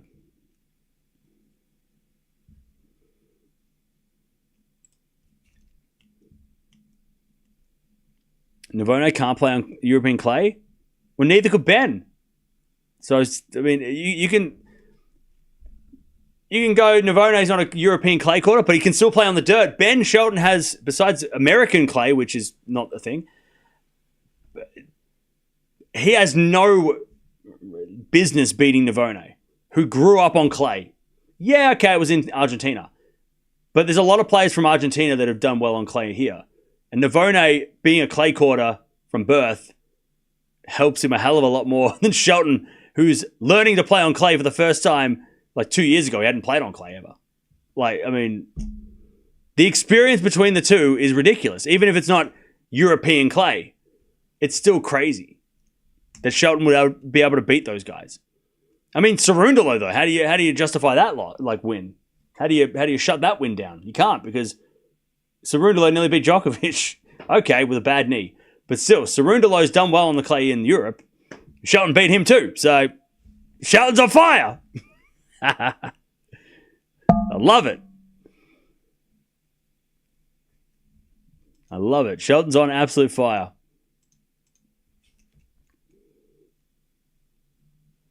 Pegula wins Wimbledon if she doesn't choke versus Vondrousova. Yeah, well, look, it's 2025. We moved on.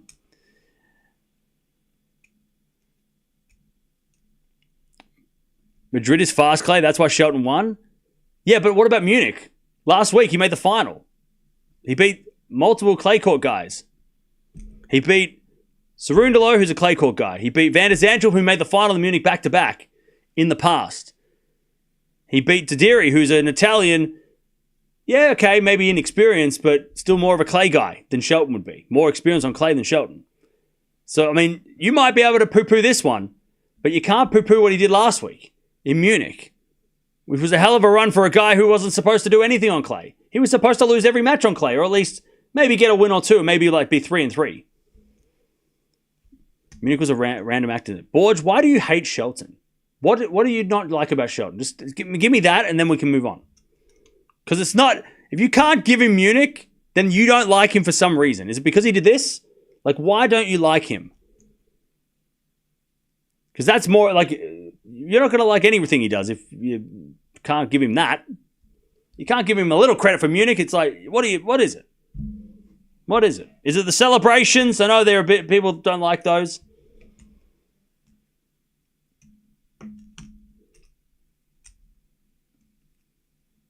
Raducanu should add choke artist to her bio.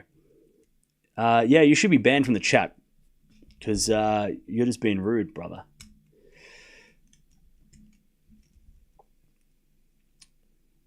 Shelton's good on clay, very heavy forehand and kick serve. Yeah. Yeah, people were making fun that it was he's the American Rafa. He's the American Rafa. Did anyone else hear that? USA Rafa. Ben Shelton. American Rafa. I've been hearing that all around the last week. Totally a thing.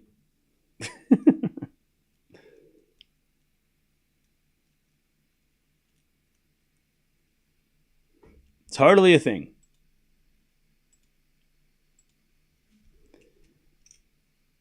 Shelton has a lot of promise. Oh, yeah. Shelton would totally beat Prime Rafa. Well, that's crazy. I didn't say that at all. Gil said that Shelton could become the best American clay player with his kick, serve, and forehand. Gil's smart. Gil knows what he's saying. Gil's smart. I like Ben's phone celebration. Yeah. I love Shelton. I think Shelton's great for the game. I think the way he's such like. I love that he's not. He hasn't been. What's the words? He hasn't been, I guess, molded into a player that, because he wasn't like. What am I trying to say? The criticisms that people have of him because he's loud, he's obnoxious, whatever you want to say, right? Whatever the people say. I'm glad that hasn't changed him.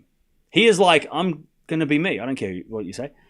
I love that he hasn't changed who he is because he's not even that loud.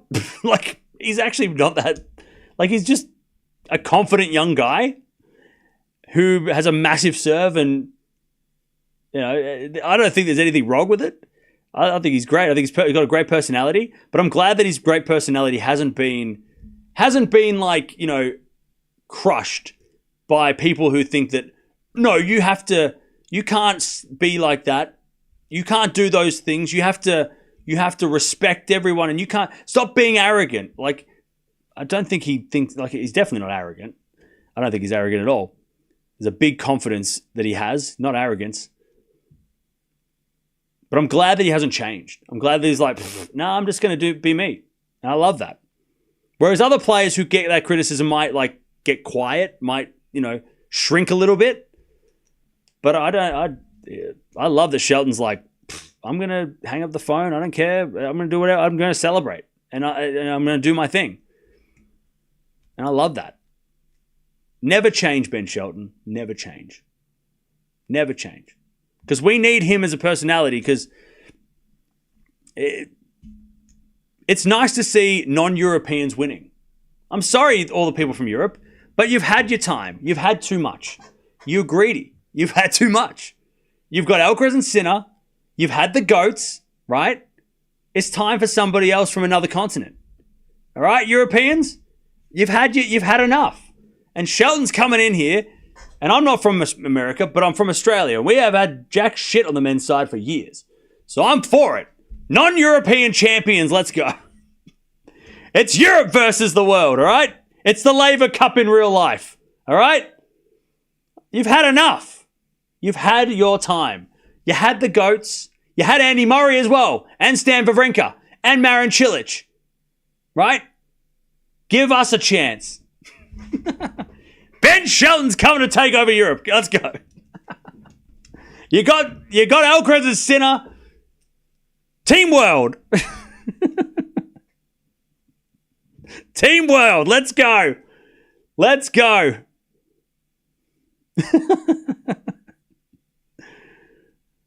I'm red. I'm Team Red, baby. Let's go. I'm Team World, chat. You know it. I might be wearing blue, but I'm red.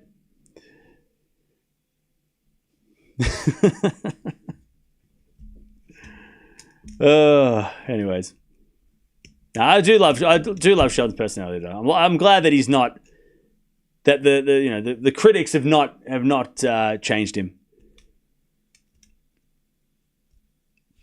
They say the same about. Oh no, I know there's a lot of players that tennis traditionalists don't like because they want tennis players to be this certain way. I mean, Novak gets it all the time too, right? It's like, oh no, champions don't do that. Champions aren't like that.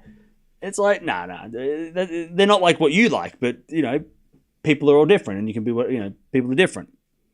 Just because certain people aren't the way that you think they should be, then doesn't mean they should change. Yeah, Rune's another. Like, Rune's European, and I want him to say the same. I love the way Rune is. I hope Rune doesn't try and become Sinner, right? I mean, that would be. I don't want that. I would love Rune to stay Rune because he has that. He's got a personality to him, and he's got a bit of spice, and he's not trying to be someone he's not, right? Sinner's not trying to be anyone he's not either. He's being him as well. And that's okay. That's great.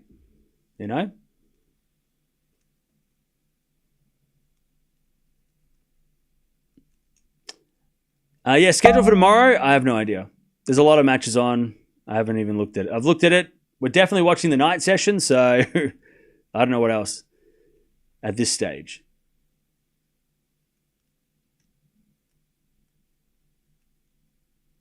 All right, chat. I'm getting out of here. But thank you for hanging out. We'll be back tomorrow to do it all again. Oh, man, I've got the hiccups now. I was getting too passionate. But tomorrow, big day tomorrow. Tomorrow, it's going to feel like the tournament started. Tomorrow, we're gonna kick off tomorrow, and it's going to feel like, we're watching a big tournament. Big matches are happening. Third round of the ladies. Novak's playing. GOAT time. Fonseca's playing Paul. That's going to be huge. And a bunch of other stuff's happening as well. So I'll see you guys then. Thank you for hanging out. But Kostyuk gets the win. She beats Raducanu 6-4, 2-6, 6-2. And she is into the third round. Raducanu, she'll probably go to Rome in a week and try and get some more form before Roland Garros. But we'll see you guys tomorrow for a big, big day. So get your rest. I'm talking to me. Get your rest. I'm pointing at myself. Get your rest so you're ready for tomorrow and don't get sick. I'll see you tomorrow.